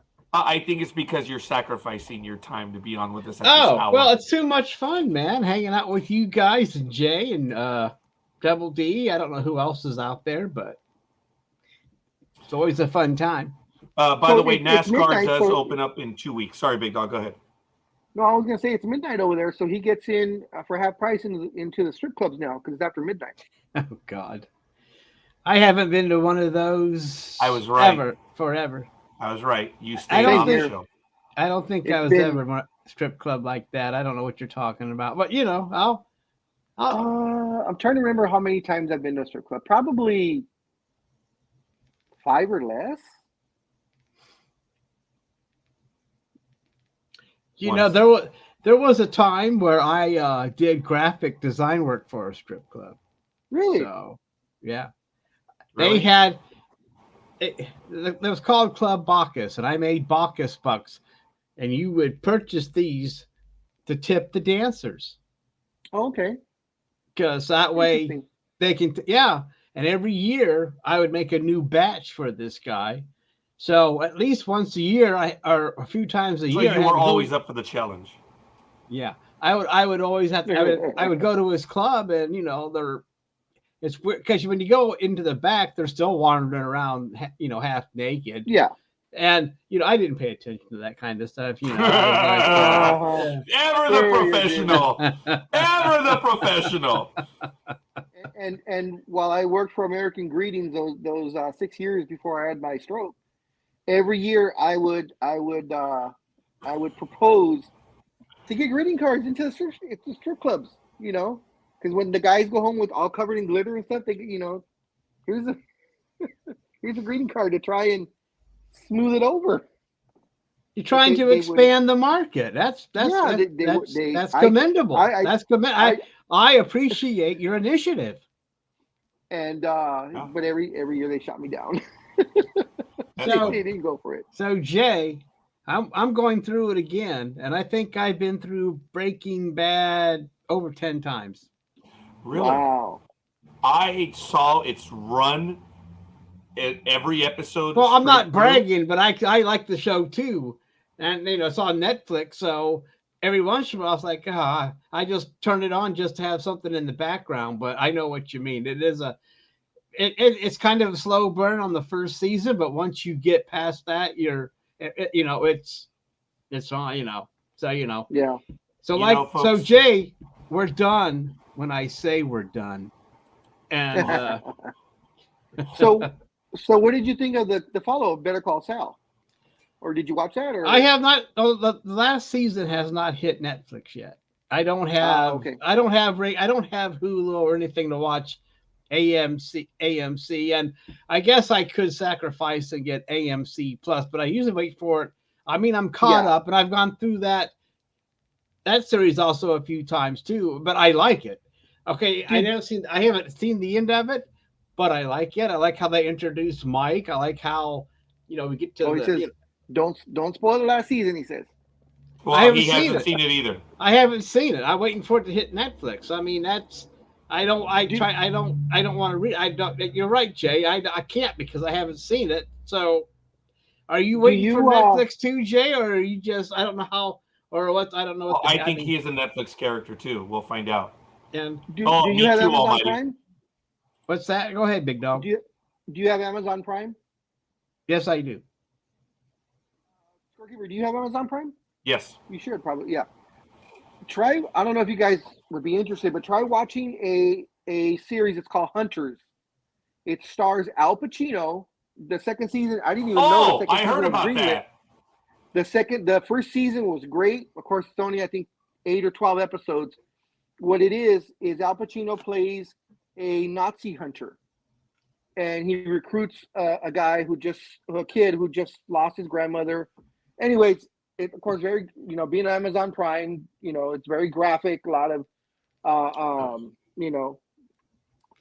just very graphic, period. But it's good because Al Pacino's in it, and he plays he's the main star. And I won't give anything away, but season 2 just hit. I didn't realize it hit, I think, last week.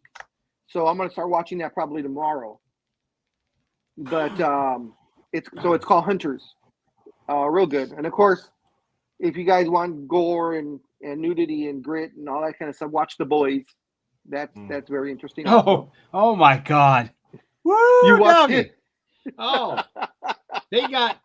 I don't know how much. I mean, I know that Amazon was trying to censor these people, but did you? Okay. So, what did you think, Big Dog, when the guy shrunk down and kind of? I know exactly what, and I had a feeling you were gonna on that one. I was shocked. I'm like, I'm like, holy shit! Shice. And then he sneezes. Yeah. Oh my god. I mean, I think it's just rated AMA. You would think that would be an NC-17 right there. With that kind of stuff. It's rated MR, so it's rated mature. So that's how they get away with it because. But you think it'd be an NC-17 though because of how graphic it is. That's only the movies though. That's only at theaters. The NC-17 doesn't switch over to TV or cable. Now, but that when Netflix did Marilyn Monroe, that was an NC-17, and that was that limited series. Take that but back, I'm sorry. I mean, I watched it and I didn't see why it was MC-17 in the first place, but that's cool. Okay. And to answer Jay, yeah, El Camino was great. I just had to get used to all the characters like 2 days later gaining weight and looking older. But yeah, I liked it a lot. I'm going to switch gears for just a moment. We've been reporting on this throughout the night. As you know, I began the program and Big Dog reminded us maybe about 10, 15 minutes ago. We do have an update of what is going on over in Gaziantep, which is about 60 miles from the Syrian border in Turkey. Already, as of right now, ladies and gentlemen, at least 100 people are dead after a massive 7.8 earthquake or magnitude earthquake strikes near the Turkey-Syria border. As you know, I also mentioned there was a 6.4 aftershock. Ladies and gentlemen, for those of us that live in Southern California, that's a bitch too. That's a significant event. 6.4 would get you out of the bed. Yeah, 6.4 is a significant event. I laugh. I'm sorry, go ahead. No, go ahead, Big Dog. No, I was going to say I laugh when I get the updates from NBC and it says, I'll wake up in the morning and I'll see what's come up over at nighttime. And it'll be, did you feel the earthquake? 2.4. And I'm like, 2.4? That's nothing. Dude, we don't even talk about 2.4s. Remember, Big Dog, well, not remember, but if it's a 3, that's a conversation starter. Like, hey, did you feel it? That's about it. That's just like it rolled a little bit. Yeah. I won't get out of bed till it's like maybe a 4.5, 5. A 4, people start talking, hey, earthquake and this. On a 5, it's like, oh, okay. That was like important. And then a 6, that one's serious. For us, it's crazy. You know what? When we have ours in California, if we have a 8.5 or a 9, Almighty's gonna feel it. That's when we finally have one. Yes, he will we'll be feel saying it. Bye because we won't be. We'll be writing away. Bye, Almighty. That's funny. Well, I guess I'll have to take over. Okay, if we have a 9 or 9.5, Las Vegas will be beachfront property. Folks, we're just kidding around. It may come across as a bit insensitive. That's not our intent. What is going on in Turkey right now is a major disaster. We're not making fun of it. It's just the conversation switched a little bit. We're insensitive, and it's how we would react. What is going on over there is bad, and we are feeling for him. And folks, this is why I am going to be a remember that humor is a self-defense mechanism as well. Yes. So yes, and that's fair. Scorekeeper, but folks, I am proud of the fact that the United States will be one of the first.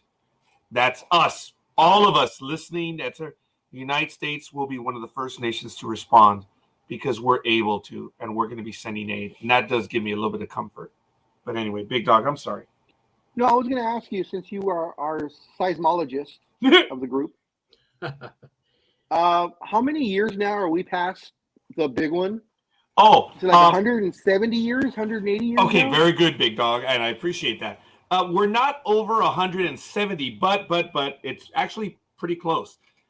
USGS has established along the San Andreas Fault from roughly the Salton Sea up through beyond Palmdale, that area, an earthquake happens roughly every 138 years.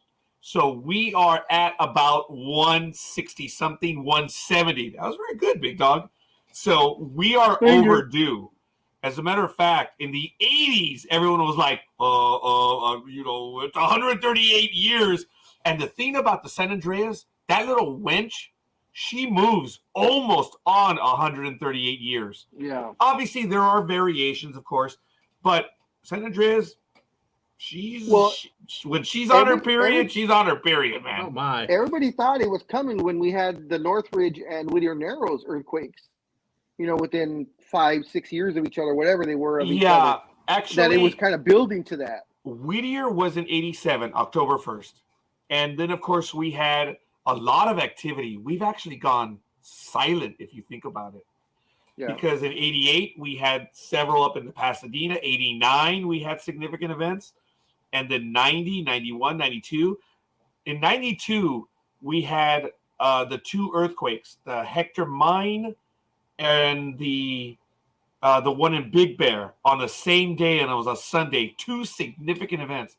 And I believe Landers, which was a disastrous winch. That one was in 1995.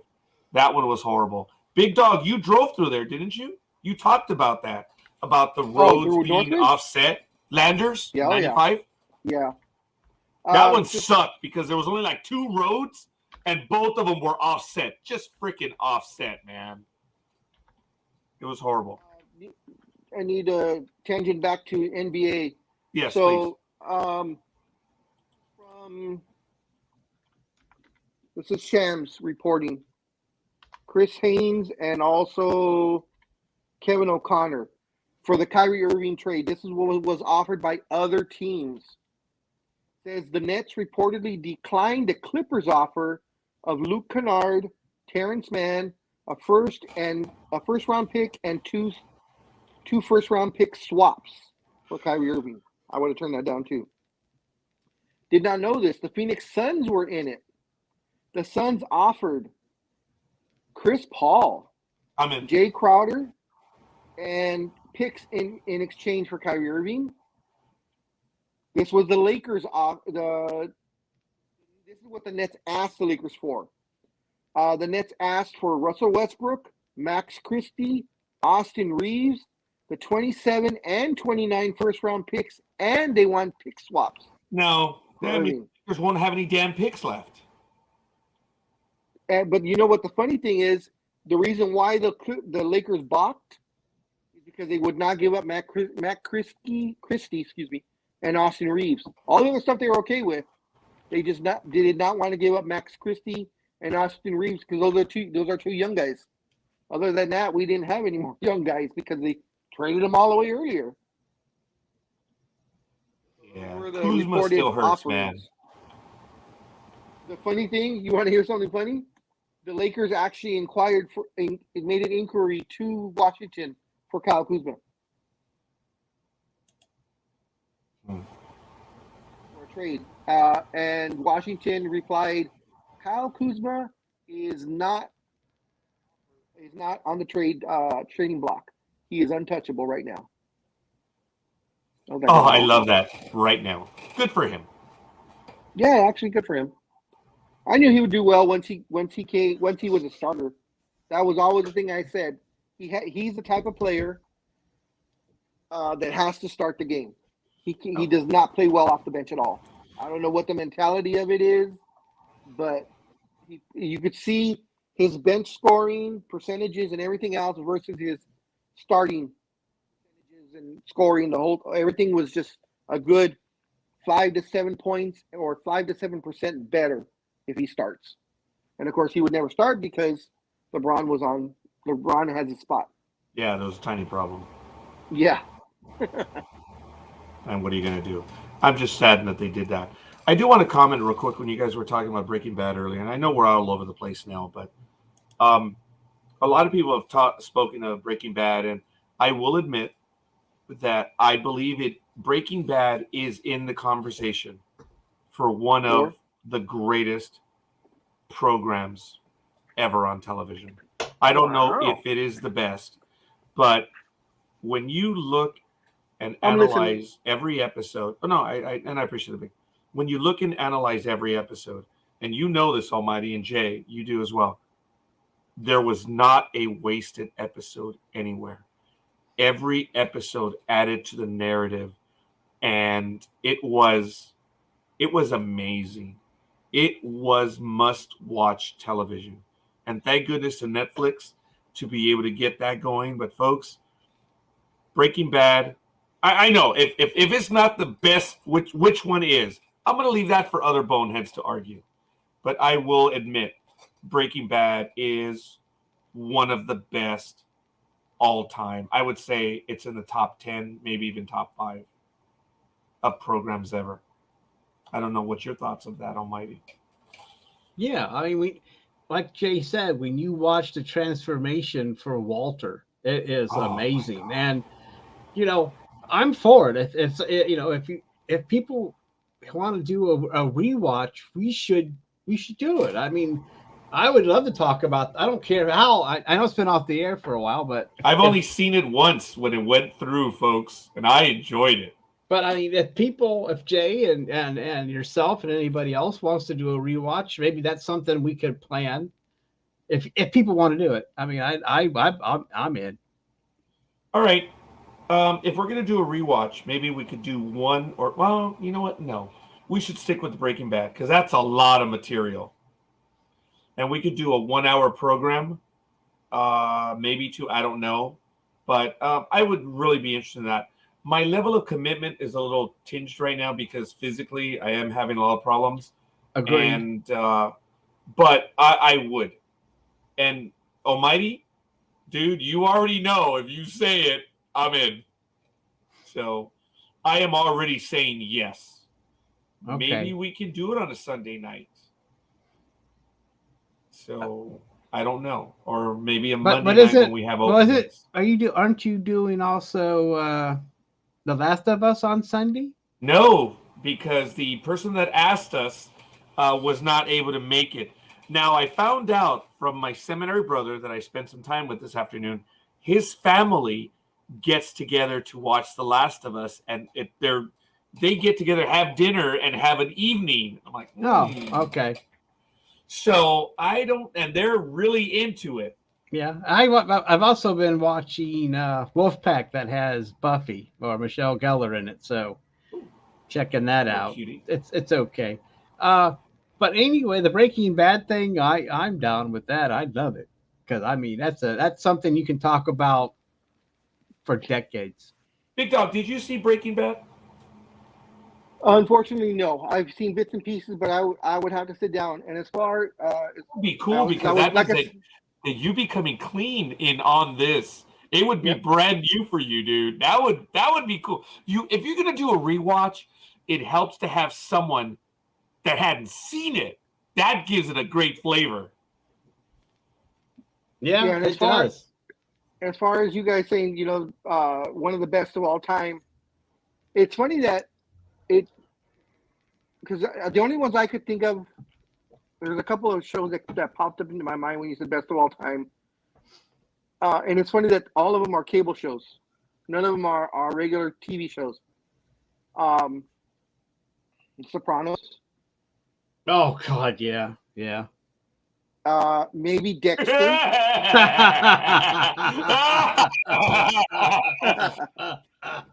That's a good one, Jay. Love it. Oh, yeah. But now Jay has joined me on a program. And if we could work the schedule, I think Jay says he would be down for that. I wonder if he means as a listener or maybe even joining us. That would be cool. That means we would have.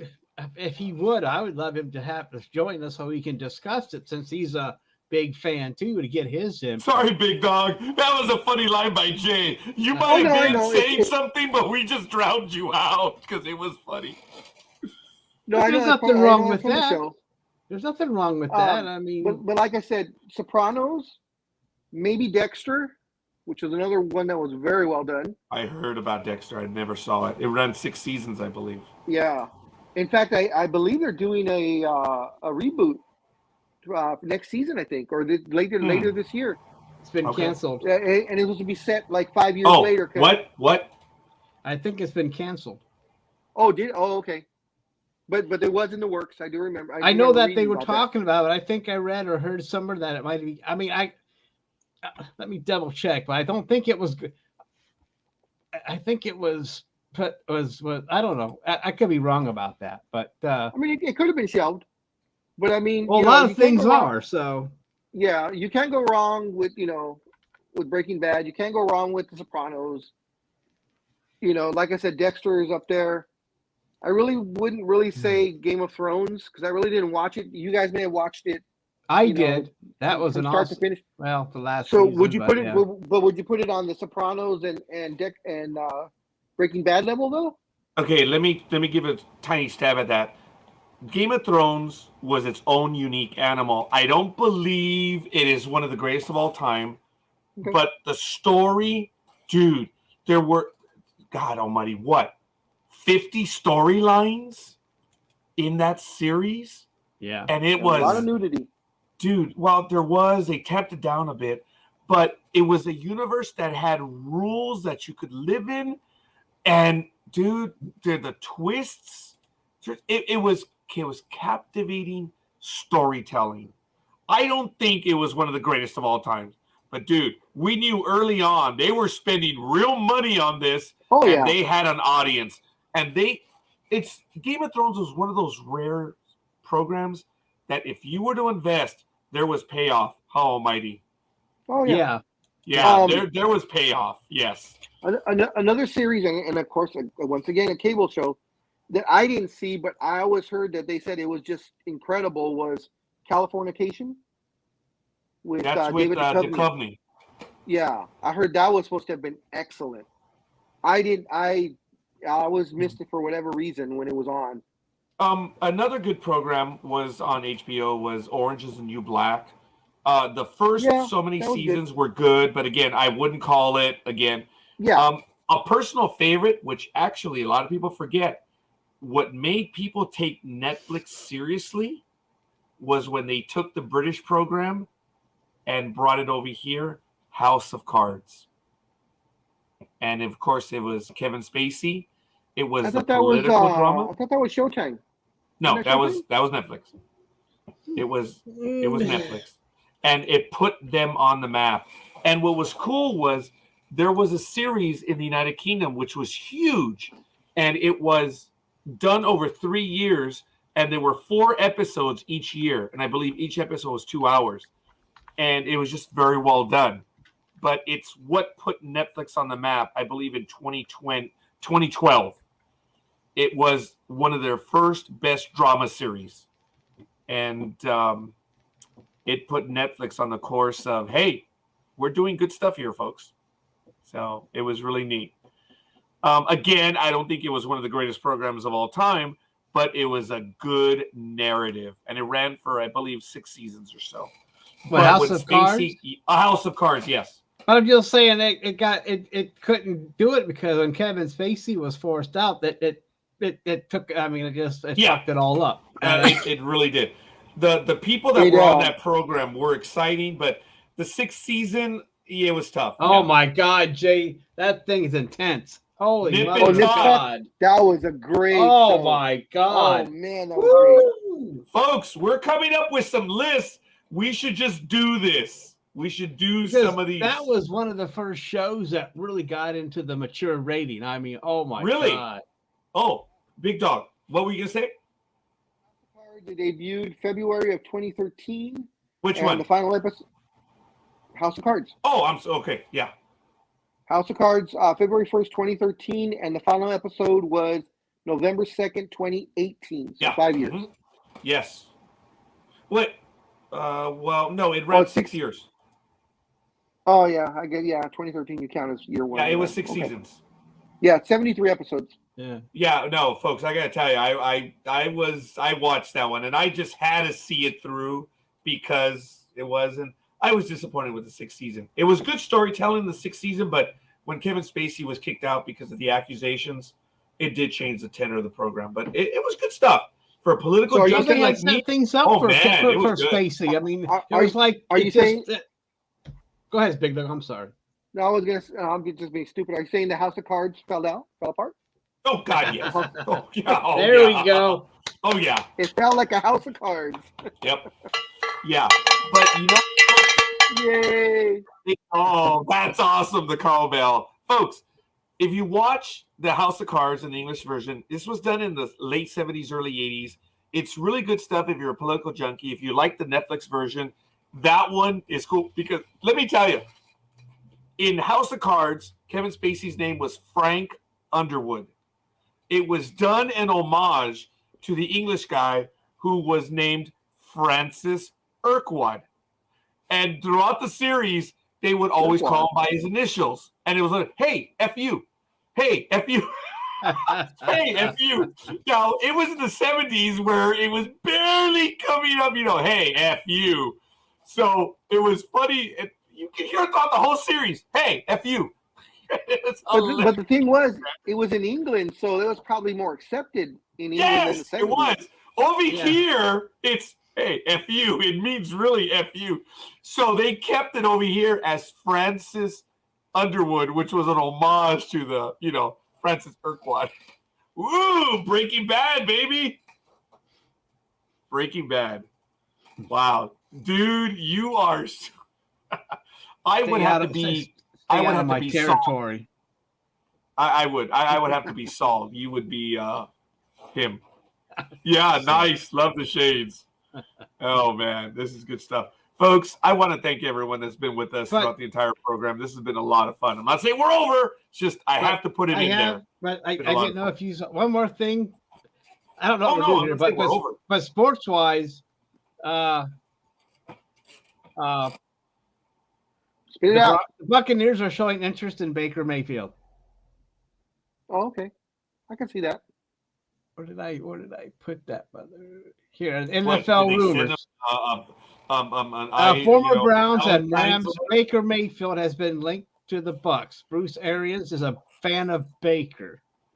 Okay. Do you know what's Todd Monker is if hired for the Bucs. OC worked with Baker in Cleveland for his best season.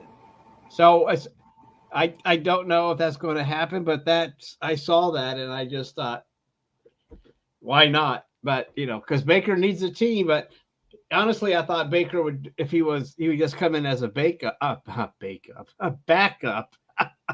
Oh God. So No, that was funny. But anyway, I wanted to get that in. But yeah, let's do that rewatch, man. I fucking get a hard on for that. I would be excited to watch. Big Dog, I would humbly offer, dude, you'll know after the first episode on Breaking Bad. I humbly suggest you watch the first episode anytime soon and check it out. I have to finish what I'm binging it right now. And then what's that? I decided to start binging. I'm on Glow? Bones. Oh, okay. I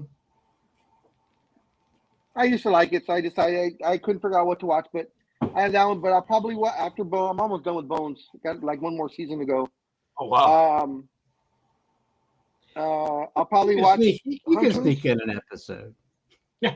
I'll probably watch Hunters. You go ahead with your Bones, man. That sounds cool. And then I'll watch Breaking Bad. Almighty, would you agree with that? That he'll know in the first episode, yes or no? Seriously. Yeah, but still, you still have to. Yeah, but still, what are you Latin? No. You still have to be kind of patient. I mean, yeah, it got some of us hooked, but some people are like, but you just. So I'm just saying, for some people, you just got to get to the end. No, the first one you will know, but especially after the first season, you'll know what's going on, and the thing is, if we did a rewatch, I wouldn't need to rewatch them. Okay, so Jay is saying, nah, Big Dog, after the first 3 episodes. See, that's what I'm saying, a slow burn there, but there will be there's a scene in the first episode that you may like. I'm not going to spoil it for you. Oh, since we're a little bit back to sports again. Scorekeeper, really? What do you think about number 34 being retired? Fernando Valenzuela, ladies and gentlemen, the Dodgers announced. I don't know if we have the date yet, but It has been announced August. that Fernando Valenzuela's number 34 will be retired. I did read that earlier in the day. I would be interested in going that day. As you know, folks, I was there on June 29th, 1990 for his no-hitter against the St. Louis Cardinals when they won 6-0. And that night, Raymond, my buddy Raymond, and I went to the game, and I had a string of going to games where something big was happening. And something happened in the second inning, and I turned to Raymond, we're going to get some history tonight, which is really a dumb line if you think about it, but I meant something big was going to happen. And my friend Raymond in the second inning turned and he said, a no-no? And I said, well, I don't know, dude, but we're going to get history tonight. I had a feeling, it was in my bones. Sorry, big dog, for lack of a better word. But I did say we were going to see history. And Fernando Valenzuela made me the greatest prognosticator of all time. Because I did call in the second inning, and I didn't call a no-hitter. I just said, we're going to see something huge tonight. And it says here he'll be honored. This was weird, so I don't know what day. They're not saying what day, but it says he will be honored from August 11th through August 13th when the Dodgers host Colorado. So it's going to be a weekend event. Yeah. Yeah. And he becomes the 12th Dodger to have his number retired. Wow. I would love to be there, and I will try to get tickets already because I would go for that. That is special. And of course, my Fernando story is a little bit different. That he won me the most amount of money I've ever won. Horse racing, because we were at the LA County Fair, which has an equestrian area, and of course, horse racing is done there. And I went just for the hell of it. I'm like, oh, I'm gonna bet. Why not? Because I knew Lafayette Piquet was racing that time, and I actually bet on him. He was in like the 2 races later. He actually won. So I didn't win a lot of money because he was a favorite. But it was like in the 5th race, and I was looking down the card, and I'm like, oh, I gotta put money on this guy. So it was a horse. It was a long shot. It was like a 10-1, 12-1 long shot, and the jockey was Fernando Valenzuela. And all I could picture was big old fat Fernando. All I could picture was big old fat Fernando Valenzuela on a horse trying to win a race. That poor horse, big dog. Oh my god! So I put down I think $10 or $15 on it just for the hell of it. That's all I was gonna put less, but I only had like a 10. I'm like, oh, the hell with it. So I put the $10 down, and he came in. And I won like, I don't know, it was like $300 and some dollars. I forgot what I won like over $300. And I was just like, oh, okay. I like this horse racing thing. That's a good story. That really is. But Fernando Valenzuela, talk about a throwback. Talk about a workhorse. Talk about a guy that threw a lot of innings, and he made a lot of people look bad with that 80-mile-an-hour screwball, folks. It's surprising that he had the longevity that he had throwing the screwball, because that is an unnatural throw for your arm. Yeah. Right? Because completely turn over, right? Yeah, the screwball is thrown. Yeah, it's bad. Now, some people say it's done this way.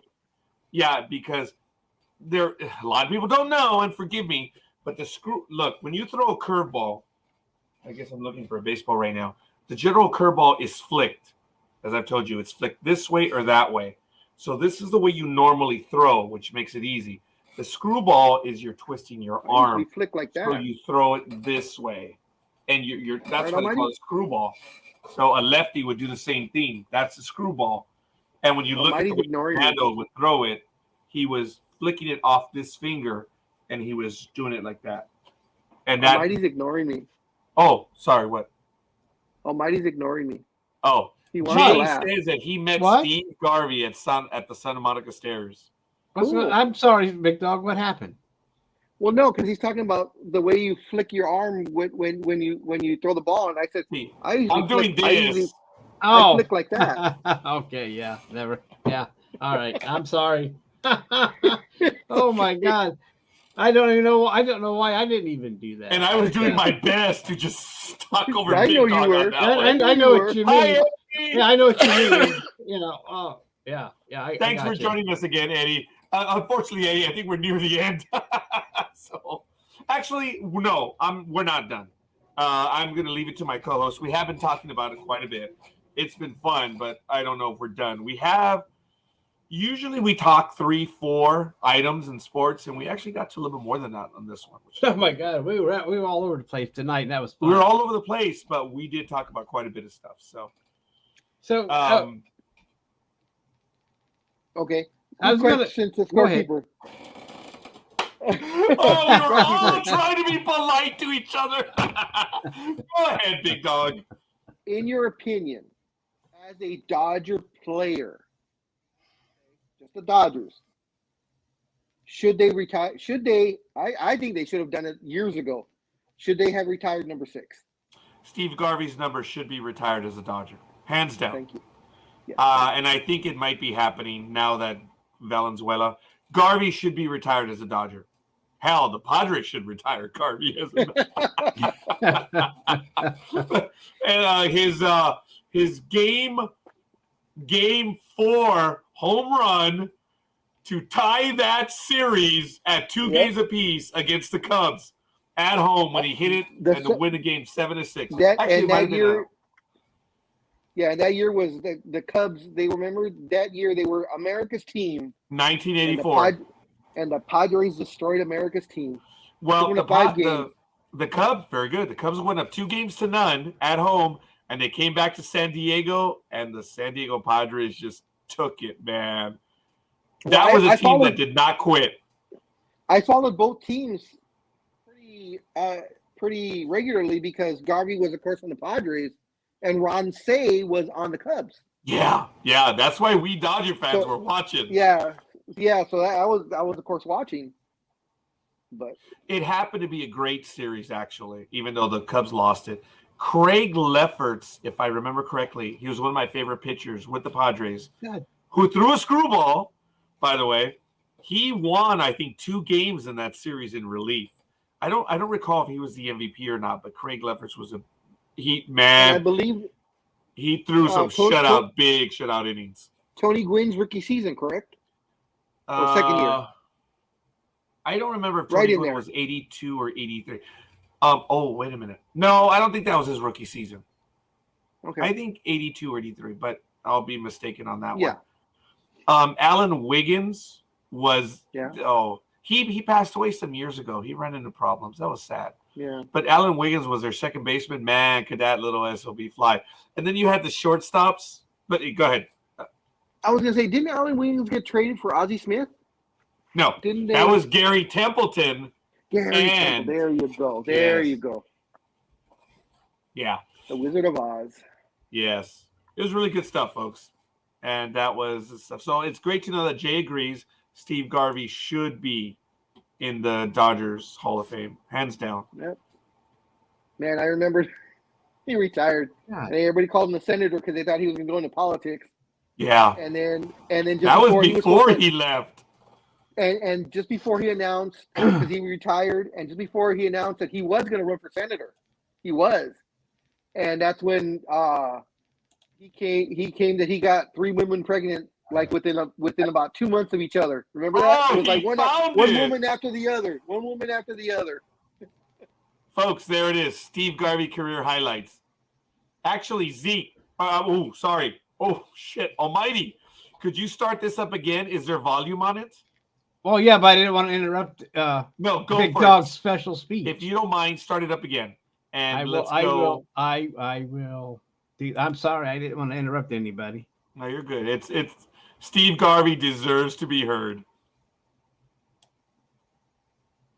That's hit down the right side. Staub running and can't get it. And it gets over the boot. Hitting 318, 11 homers, 56. Vida Blue? There's a long drive. That one's deep. It is going. It is gone. That's Oakland. That stadium hasn't changed. Deep. That's Dodger Stadium. Oh, no. Oh, shit. That's Yankee Stadium. The Yankee Stadium? Yeah, it is. That is the longest by far. Oh, that Yankee ball Stadium. was given to There's Ryan. no easy Big man in old this Popeye one. arms of his. Garvey hits Oh, it sharply left. that's Mike Flanagan, the Orioles. Morgan to the plate. That's the All-Star game. Foster to the plate. He scores. The game is even at 3. The distressing habit for the Yankees of throwing a home run ball. I think that's it. High, deep to right, way back. It is off the wall. Oh, Garvey that's another one. 2, he'll go for 3 as it ricochets back. And Steve Garvey stands Wow, triple. He wasn't that bad. triple, just missed No. the home run. Just think of it. Congratulations to Steve Garvey for the second time, the first time that a player has won it twice. Steve Garvey, congratulations to you. And Commissioner, over to you. Nolan Ryan. On drive, center field. Scott back on the track, and the ball is a home run. It went Wow. over the orange line. It's back in play, but it's going to be a home run. And the game is tied Hey, he 1-1. slid. Oh my God. Because he didn't give up on the play.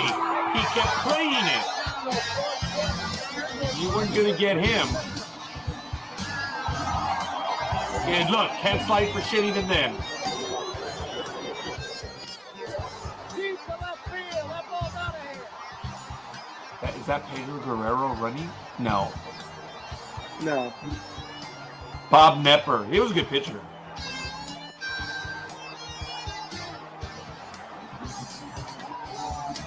Here's the pitch. Swung on a high fly ball. That was left field. Gustafson Going back from his the reins. Expos. He won't get it. That ball is out of here and a home run.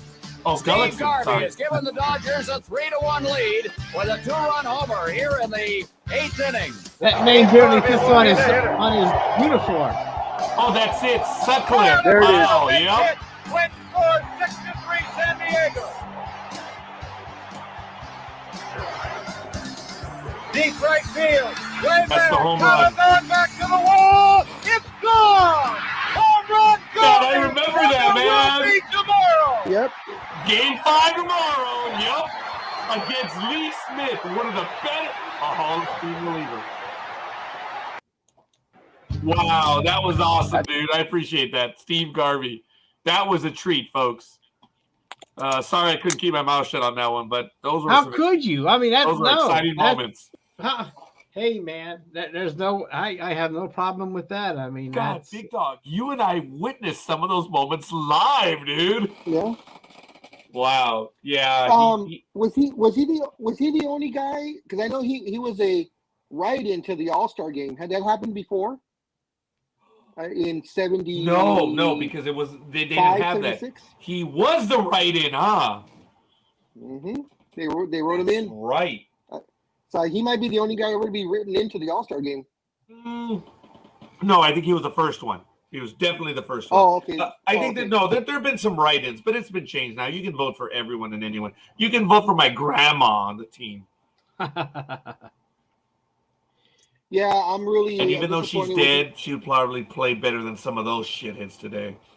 Yeah, I'm real disappointed with the NBA and how they've changed the rules for the All-Star game as far as voting is concerned. Because now it's 33% coaches, 33% players, which is fine. It used to be 50-50 or 60-40, whatever it was. But then they gave 33% to the fans. But this year, they had special NBA All-Star voting days where your vote counted for 3 votes instead of 1. And you can vote as many times as you want. There's no like 1 per day limit or anything like that. You want to spend all day voting for LeBron James, you could do that. Well, Major League Baseball ran into some problems and they limited it to 25. Yeah, I could see that. Yeah, because this one guy elected this one player. I forget how that happened. It was really funny. And it was hilarious because this guy voted. Oh, yeah. It happened in baseball that one guy was a committed fan, got this player elected. And people were like, dude, are you going to, dude, he got a signing bonus too for the All-Star game. Yeah. And they asked him, dude, are you going to do anything? He's like, why? And everyone was like, dude, he gave you like $100,000 bonus and you ain't going to meet the fucking for lunch or anything. I mean, come on, man. And then they fixed the rules, which I believe is 25 per day. Or now you have to register there is a limit on the number of votes. So I mean, I can see if you want to vote, where they would let you vote once a day. But then there's ways around that too. I mean, if you sign in, all you do is multiple sign-ins. You just different names and shit. So it's there's just a hassle to create more and more accounts. Yeah. Yeah. But if you're gonna do it, you're gonna do it. Yeah. Yeah, and that's why I didn't agree when they put the voting in the hands of the fans. Or it just being a small percentage. Like remember back in the day when you and I were going to games, or we were growing up and going with our parents. Remember they used to have the write-in ballot, and you could stuff the ballot in the box. Oh yeah, And then they would collect as many as you could do. Yeah, and you could do it that way. way. The Dodgers had that. The Angels were like, "Here's a ballot." Like, oh come on! It was funny. Remember that? The Angels were tight, man. I guess they were trying to be fair. Yeah, and with the Dodger one, they were like, "Take a stack." It's funny. You go up to the usher, you have a ballot, they give you a box. Yeah. I'm exaggerating, but it was.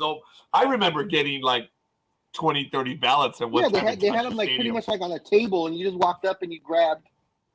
And I didn't realize in that sense, Big Dog, the Dodgers were a lot smarter than the Angels, because if you give kids ballots, they're not getting in trouble. Because they're voting. What were you doing there, Raj? Was he doing this? I don't know what the fuck he's doing. That's crazy. So, cool. Why are you coming at me now? What the hell did I do to you? I don't know. Okay, I'm good with that. Big Dog rubs off on me. Okay, that came out wrong. So, woo-hoo. I mean... Wow. Jay, I'm sorry, pal. We gave you an image that was horrible right now. I want to see what Jay's going to say. Oh, my God. I besides the NFL All-Pro game, it was also the NHL's All-Star game that happened yesterday, right? Yesterday. So, can I show highlights from that, or you just want to do a pass on it? Sure, go for it. Whoops. It might help if I shared the screen. Oh.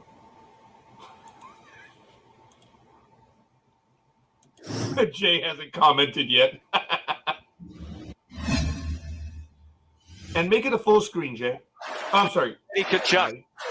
What's that? Full screen. 3 assists. Is it this one here? His brother Matt. YouTube as well. 2 assists, and now he has his 4th. They're starting to warm up the Honda Pilot Trail Sport for the MVP. If Matthew Tkachuk can keep this going. It looks like they're playing a real game. He's so good from the tops of the circles down, but really even in closer. He's got quick hands. He's not going to win a lot of races, but he's got quick feet. Look how he uses the reach to spread it around. Mitch Marner had 3 assists in the semifinals. Here's Larkin in alone. Slid off his stick. Kaprizov had no idea that he passed it to Dylan Larkin. He thought he was on his team. Lost the puck. Inside a little short-sider. It wouldn't go in. Pasternak. Tarasenko with 3 assists in the semifinal. Here's Pasternak in alone on Saros. Oh, wow. Good stop. Yeah. A lot of golf here, we're told, the last couple of days. Seth Jones to the backhand, and a beautiful stop by Ullmark. Matthew shot it wide. Atlantic is 2 number 16s. Marner the other. Marner thought he might play with Matthew Tkachuk, who's denied. Not the oldest goalie to make his All-Star debut. Some good goalies out there. 29 years old. You remember last year, Cam Talbot was 34 in his first All-Star game. There have been others older than that. Long hit ahead. Here's McKinnon. Nathan McKinnon did not score. Oh, I thought that went in. Yeah, I think a lot of folks in the crowd did too. I did. Here comes the quick counter. But he hit the post. Marner down low.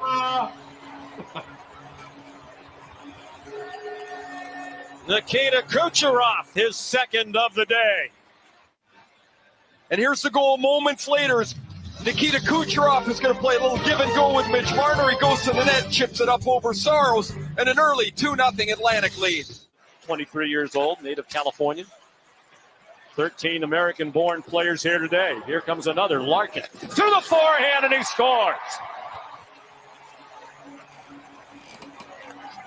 Well, on another day, Dylan Larkin would be an MVP candidate. Near the end of the shift, the turnover, and then Larkin's going to get out ahead. Marner lays it out for him, and now Larkin gets inside of Morrissey. Perfect shot.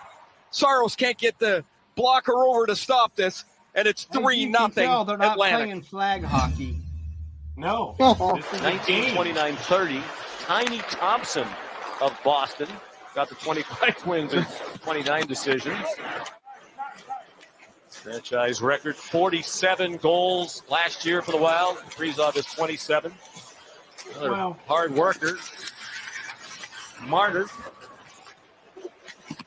And he sets up another goal by Dylan Larkin, who says, don't hand the keys to that Honda Pilot Trail Sport to Matthew Tkachuk just yet. Larkin's got all kinds of time to shoot this and squeaks it through the top of the pads right up of Connor Hellebuck. As Hellebuck squared up, it's like a practice drill, and oh man, there's just almost no room for the puck to go through, and the Red Wings captain gets another one. For the Red Wings, of any player born in the state of Michigan, Mitch Marner, with about 50 of his family and friends in this building to watch it. Here's McKinnon, nearly midway through the second half, and a goal for Mikko Rantanen. Mikko Rantanen takes the pass from McKinnon. The Avs players combine. For the Central, they get a great chance down low. But McKinnon elected to pass off to Makar. Here's Pasternak. He scores! Wow. That You got Pastrami all guy. kinds of time. Pick your shot, and when you've got that release, you're not going to miss very often. Connor Hellebuck's trying to be really patient. Oh, the same place that the Larkin shot beat him, at the top of the pads. Nice play by Josh Morrissey to poke it away. His first All-Star game. He said he gives Rick Bowness a lot of credit for his improvement. Wow. And This is 5-1. was on ice for a goal. Yeah, he By set up Robertson. Yeah, beautiful finish by Jason Robertson. 43 assists on the season. Just behind Erik Karlsson in assists by defensemen, and he lays this across to Robertson, 33 goals. Man, Robertson had an 18-game point streak, 21 goals in those 18 games earlier in the year. Look at that pass, flat, right on the tape, and a great finish. And Robertson in the long point streak, and Morrissey as well. He had an 11-game point streak back in December. There's the response at the other end. Dylan Larkin, maybe they can cut the car in half. Just 7 seconds after the Robertson goal, his first point of the day. right off the draw, Larkin stays with it, kicks it up, scrambles it through. Deep 5-hole. 3 goals for Dylan Larkin here in the final. And Atlantic has put this away 6-2. Another 5-hole. So Larkin a hat trick. In the last game, each team had a hat trick. Johnny Gaudreau and Matthew Tkachuk. First time that had happened in a game. They want to just keep on scoring all the way to the buzzer. That's Clayton Keller.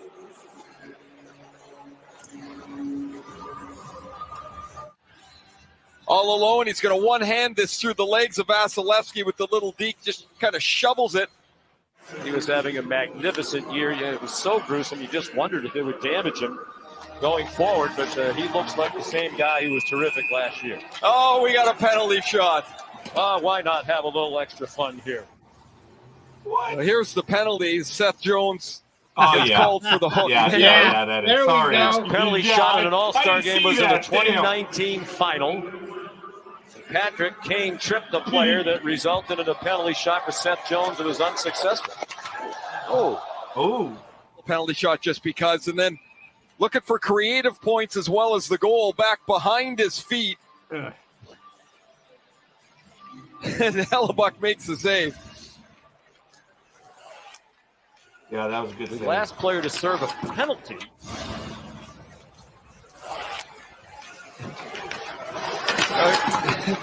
Can we just roll the last 30 seconds? And in the meantime, it's now in our net again. Again? I mentioned Dahlin earlier. Goals in That's each of in the the first second 5 period, games of the man. season. The first defenseman ever to do that in NHL history. Again? McKinnon adds Jeez. another to his ledger. First in this 7 to game, 4. third of the afternoon. Oh, okay. I thought it was 8. Wow. That's okay. McKinnon, shit, he shoots the My puck so God. well on the move. Yeah, that was a nice That goal. noted penalty taker, Johnny Gaudreau. Yeah, the Haiti Bing winner in the past. Final Second 10 period, still not seconds. over. Here we And come. another goal. Wow. Another goal. Oh. Uh-oh, 7 to 5, Ripped in right? by Cale Makar. Yep. His first of the day. And Why not? didn't someone just say it Where was there's only 2 over? halves in this game, Yeah, right? I heard that Some too. of my Yeah, waters you play know, that just 6 to to 2. do. They're putting it Was it away. wasn't 6-3? It was over. After McKinnon scores, Pendejo. Well, these Avalanche players I out didn't there hear the now fat get back lady to sing. business. They're right on the edge in terms of That's the it. playoff race out west. Oh, so there was only 2 halves. Okay. Yeah. So what I was could tell they interesting- were letting up. Oh, go ahead, Big Dog. interesting in this was there were actually 3 games. That was the Yeah. final. So the first one was the Pacific versus the Central. Yeah. Central beat the Pacific 6-4. In the second game, it was the Atlantic 10, Metro 6. Yeah. So that set up the final, Atlantic versus Central, 7-5. So the Atlantic actually scored 17 goals in one night. In What? 2 games. Yeah, because they won 10-6 and 7-5. 7-5. Yeah. So 17 Well, goals. yeah. Oh That's my a lot. And gosh. the Central scored 11 goals. How many? 11 in the 2 games. Yeah, I'm sorry, you cut out just twice at that moment. 11. Okay, sorry. It's okay. Wow. That, But that yeah, was you cool. do That go was good. soft sometimes there, Big Dog. Yeah, I don't know, and it's always when I have the right one in. The left one never doesn't seem to cut out. So, gotta see what's Yeah. going on there. It's all good. Well, I got to tell you, look, we've done very well. This is the longest professionals we've ever done, and this was fun. If you guys want to continue, you're more than welcome. I'm going to have to call it. I'm getting old and tired, and I have several doctor's appointments to get to tomorrow, so I'm going to have Well, to I gotta bail. get ready to take my daughter to work, so she's. Oh, goes that's in. right. I have So to we get are her ending. yeah. Yeah. So I mean, Almighty, is the What? Almighty going solo? No. I mean, I guess on Saturday we'll have to talk about Vengeance Day and stuff Well, like yeah. that. It Or was no? all right. Huh? Well, I'm not saying it It was was the alright. best, but I'm Thanks, just saying Eddie. we could mention it. Yeah. Oh yeah, he'll mention it. But real quick, did you see where Rousey wants to do a tag team championship for WrestleMania? Yeah. Thanks, Eddie. Good night. Yeah, they were talking about that. That was one of the reasons why she dropped the title to Charlotte, was because she wanted to start doing tag team, because it's not. It doesn't have to be just her. In other words, she can get the other wrestler in there to do the heavy work, as they say, and she can just come in and do the high spots, the flipping or the kicking or whatever. And she's with oh shit, I can't remember her That's name. right. She's another former MMA wrestler. Shane Baszler, is that who she's with? Shayna Baszler. And they're going to go against Dakota Kai and Io Sky. How do you pronounce those names? Io Sky, yeah. So Okay. they turned heel about a month ago, because Ronda, of course, was a face. So you can kind of see the change that was happening, because she was starting to badmouth everybody again. So yeah. Geez. All right. Wow. I mean, the thing though is that Shayna Baszler's not a great wrestler. She's not like, how do I say it? So back in the day when it was Shawn Michaels and Marty Jannetty, and they were the Rockers, Shawn would do like all the high spots. So usually in a tag team, you got one guy that's what they call the worker. So he's the one that goes in there and he's in there he or she is in most of the match, taking all the bumps, taking all the beatings and stuff. And then you have the person that you get for what they call the hot tag. And that's usually the star of the team. And they go in just for shorter amounts of time, but they do a lot of big spots. And Shayna nor Ronda, they're not like the high spot people. Ronda's not a very good wrestler. Ronda has hurt a lot of women. I don't know if you've seen her wrestle. She does the arm bar where she grabs you by the arm, because that's all she is. I mean, I've seen her wrestle, and I've seen hurt people and her get hurt. I mean, she's hurt a lot. I mean, she does that MMA stuff that she used to do to win, until she got her butt kicked off in one match. But I'll give it to Shayna Baszler, who is, as I said, a former MMA fighter. She transitioned into wrestling where she knows that the moves that you do in MMA you can't do to wrestlers because it's a work. Because that's a whole different. Yeah, MMA is real. You just can't go in there. That's the difference. One of them is real, one's not. The skill set's different. They've talked about that when they throw the punch. You are actually hitting the person, but what it is as you're throwing it, you're pulling back, so you're barely touching the guy or gal. Or the other thing is when you see the punch coming, if you kind of watch it in slow motion, when they're about 6-8 inches from your face, they'll open it up and it's actually a slap to the face. Yeah, because you hear the slap. I mean, you'll hear it. I mean, there's still, there's still pain involved, but it's not like but they're not out there actually doing stuff because if they were actually doing it, there'd be a lot of blood all over the place. Yeah, and also you wouldn't be able to wrestle the following night in the next city. That's maybe not for a few weeks. Yeah, it might be in intensive care, like Roger. One of Roger's clients that I brought to Raj, his name is Jason. Big. He's the Dallas Cowboy fan, but he's a big wrestling fan, so we have that in common. And his younger brother, is also a wrestling fan, and his brother's older. He's like 30 or whatever, and he knows all the things. But I ruined it about 2 years ago. We were talking because the super kick, and for whatever reason, I guess he thought they were really connecting in the face, and that's why you'd hear that sound. Right. And I had to tell him, I go, no, watch, especially the Young Bucks or Shawn Michaels, when they do this kick, they slap their thigh at the same time, at the time of contact. And I go, that's why you hear the loud sound, and that's why a lot of those guys that do the super kicks they don't wear the shorts, they don't wear trunks, they wear the pants, and usually there's a little bit of leather in there because leather makes a good slapping sound. It does, yeah.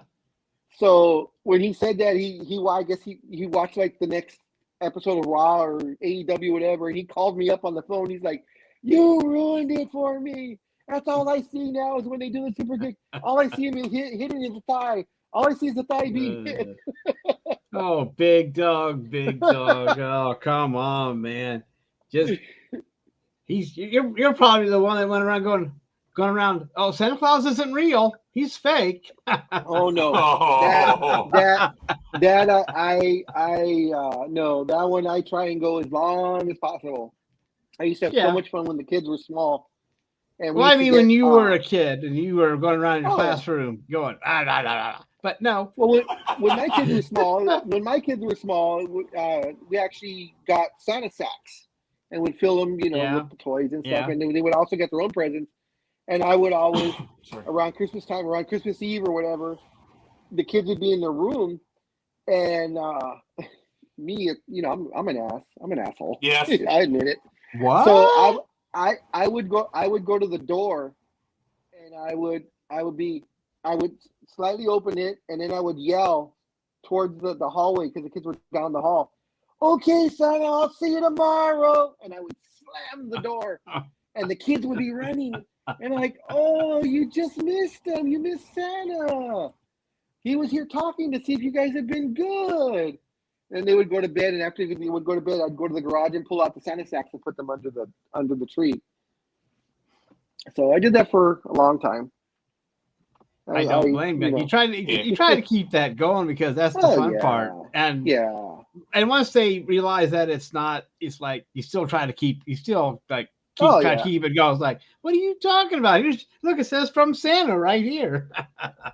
They're like, no, such and such from school said Santa's fake. I'm like, goddamn kids.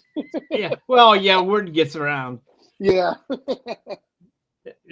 But again, even though they might say it, they still may not believe what they hear.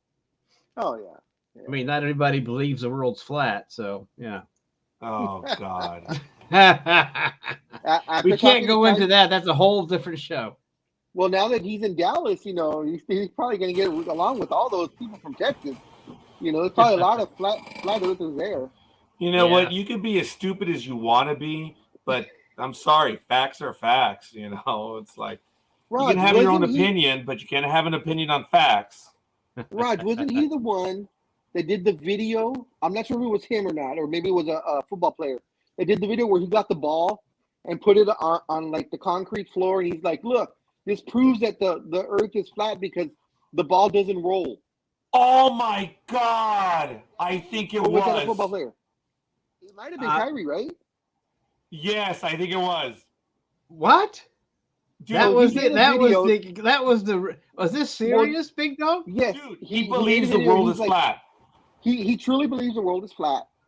And he said, I can prove to you it's flat. Oh. Look, I'll prove it to you. It's the simplest thing. And I can prove to you that you're a dumbass. He was like on the basketball court, and he was sitting down, and he's like, look, I'll prove it to you. And he got like a little tennis ball or a little ball, small ball. And he put the ball on, with his phone. You can see him put the ball on the ground, and he lets his hand go, and he's like, look, that proves the world is flat. The ball's not rolling. He doesn't know the court's level? Well, the thing was, if Earth is round, that means it's not even. So that's why it would roll. Jesus. Yeah, I know.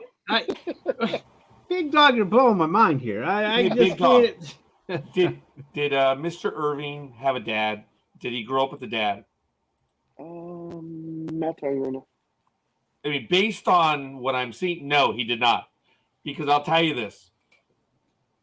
If he would have had a dad, the minute he would have said something stupid, his dad would have beat him within an inch of his life saying, you say that shit again, I'm ending you. That's why we don't say stupid shit or ignorant stuff. Okay, well, I don't know. But anyway, we choose to. But the point is, our dads would have destroyed us if we would have said something stupid. That's why boys never ask questions in school.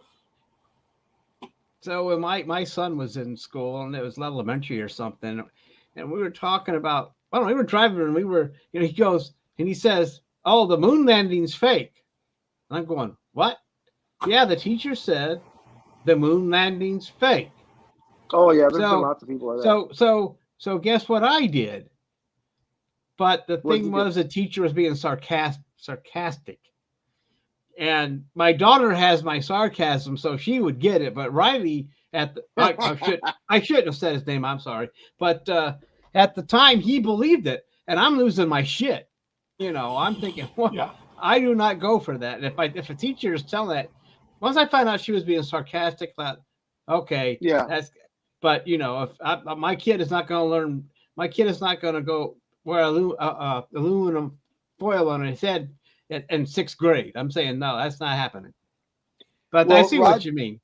Roger, what gets Roger all the time about the fake moon landing conspiracy is, well, I can prove it's fake because when the flag comes up, it's moving. Look at him. I never did that. It's kinetic energy, you mother effing morons. In answer to your question, Scorekeeper, it says Irving was born, and I didn't know this. Irving was born in Melbourne, Australia. the son of Derek Irving and Elizabeth Irving. They were American expatriates. He has an older sister, Asia, and a younger sister, London. His father played college basketball at Boston University under Rick Pitino. After completing college, Irving's father moved to Australia to play professionally for the Bulletin Boomers. They lived in Melbourne before relocating to the U.S. when he was 2 years old. So he does have a dad. That was there. And that you answered my question. He must have been a 60s kid because, folks, you guys know, if with our parents, if we would have said the earth is flat, I don't think we would have finished the sentence. Well, I just told you what I did. But yeah, our parents would have beat us within an inch of our life for saying, okay, look, it's son, you had your opinion, but don't be stupid. Don't you embarrass me by being a dumbass. Yeah. Well, anyway, it's all right. It's okay. It's all right. It's all right. Like I say, you're entitled to your opinion, but you're not entitled to your own facts. And they did not tell me not to lie and make up facts. Yeah, but that's part of the political discourse today. Nah. Alternate facts. There are no alternate facts. There's what is fact, and then people mistake truth with fact. Look it up, folks. Look up the word truth. So, but anyway, it's all right. Yeah. I didn't mean to get us off. Almighty, thank you.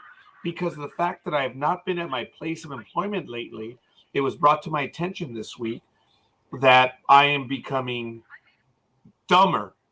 I am becoming much more stupid. I was like, wow. It's like, oh, that's right. Because I'm not surrounded by stupid people anymore. So I'm not catching their innate. So I'm getting soft. You got that one, Owen. I'm getting soft. Oh yeah, said, dude, you have not been to work. Once you get out of the political environment, man, things start changing. I'll tell you, folks. I mean, I used to catch the innatives that kept me smart, and now that I'm not surrounded by the inherent lack thereof, I am becoming them. Now this doesn't apply to Jay. So you moved away from the engineers. Is that what you're saying? Well, I was generalizing. But okay, I'll take it, big dog. I'll take it. No, Jay, I haven't seen him actually in over a year, but we've been in contact, which is really cool. Yeah. So I do miss the connection that Jay and I had right there in person, but we're still in contact, and I think that's the best thing. But like I say, being surrounded by the inherent lack thereof that I was kept me sharp, but now I am them. I appreciated your first reaction when you got it right away, Almighty. And Big Dog kind of chuckled too, but he was engrossed. He was trying to get the next point. Yeah, I'm trying to look for something that Scorekeeper will laugh about. This is the one. No, that's not the one. Shit. But it's all good, man. It is what it is. All right, but like I say, gentlemen, I do apologize. I am good, and I did enjoy this extra time. It was fun, but I had a good time. This was a great show. This was it's too bad that Dream or Speedy couldn't join us, but yeah. And folks, he didn't even answer me. He didn't answer me either, folks. This program is us. It's you. It's all of us together because we feed off your comments. And Dream, as well as Speedy, are significant. Yes, we have our issues with each other. There's no doubt about it. But the dynamic here is special. I live for this. I do. And I appreciate all the comments we get in the chat because that keeps us going. That just keeps us going, man. I love it. It does. And we pay attention. We read your comments. We may not get to all of them, but we do read them. I mean, you can tell. We're like, having a conversation, and then we do this. We're looking down. We're reading, folks. And as Big Dog says, I have no filter. So you folks know when I've read it. And if it's something that pissed me off, I have no filter. So sure you do. Good. You have a filter. You're funny.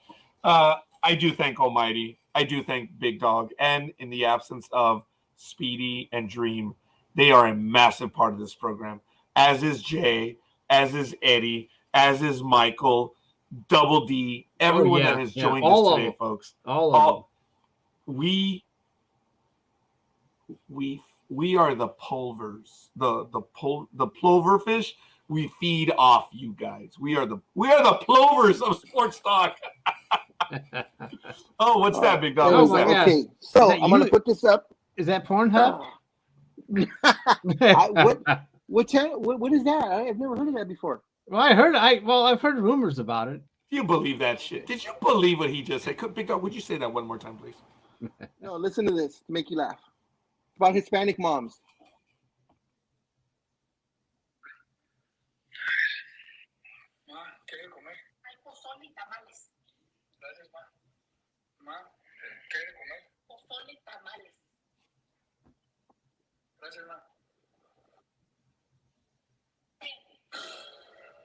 It's 3 weeks later. You have to see the video too, Raj. No, I am. I'm actually looking at the video.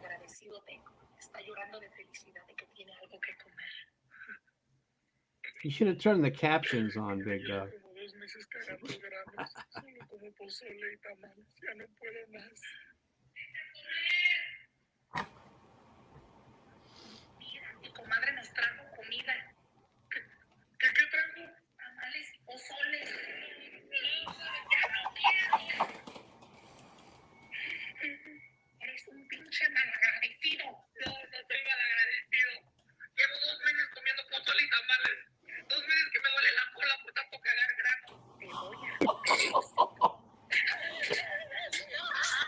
Tell me that's not true, Raj. I cannot deny it. I will readily acquiesce to that shit. So, Almighty, what the video was I just need to learn Spanish and I'll be all right. So what it is it's after the holidays and he's hungry. So he's asking his mom, what do we have to eat? And she says, tamales and pozole, which is soup. Okay. And he's, oh, thank you. And then it says day 3, because this was the first day after the holidays. And he says day 3 comes out. He's like, Mom, what do we have to eat? And she says, well, tamale and pozole. Because in Mexican families, you always have a ton of leftovers. So then it says, that's why it says 2 weeks later, and he comes out, he's like, Mom, what is there to eat? And she says, tamale and pozole. And he's like, no, I don't want it. I've been eating so much of this, I'm shitting corn. That's Jesus. all I'm doing. Oh, wow. So then he comes out, and it's like 2 months later. And he's like, Mom, what is there to eat? And she's all, oh, look, Grandma brought us food. He's like, oh, what did she bring? And she opens it up, and she's like, tamales and pozole. Gee. Okay. And he's like, that's why he's like, no, not anymore. Yeah. And I'm not prepared to deny any of that. So when Big Dog said, Scorekeeper knows. Like, I'm not prepared to deny any of it. It was funny. A little difficult to hear, but yeah. Yeah, there's a guy, and it's on Instagram. What I'll do is Jay has one. I know you. Mike, you have an Instagram, right? Or no? Yes, I do. I thought we were already friends. Yeah, I think we are. So next time one of these comes up, I'll forward it to you guys. Okay. I have Instagram. Yeah, and I have the other whatever. I have most of them, not all of them, but I only have Instagram and Facebook, so that's all. I'm not gonna get a Twitter. Well, yeah, I do have a Twitter. I don't use it much, but I read it just to have so I can get a good laugh about something. So yeah, usually if I want to find something out, like if it's a particular player or something that's like, oh, did you hear what such and such said? And I'm like, oh, what did he say? They go, he said on Twitter. So then I'll just Google, Tom Brady Twitter, and his Twitter account will pull up. So then I'll say, oh, okay, that's what he said, or what he didn't say. When they post the fake ones, they were like, oh, look what LeBron said. He's blaming Lakers management for it. And when you actually look it up, nothing was ever said. It's just someone stole it and redid it. Yeah. But anyways, I guess I got to go too. I got to get ready to go. All right, folks. It was a blast.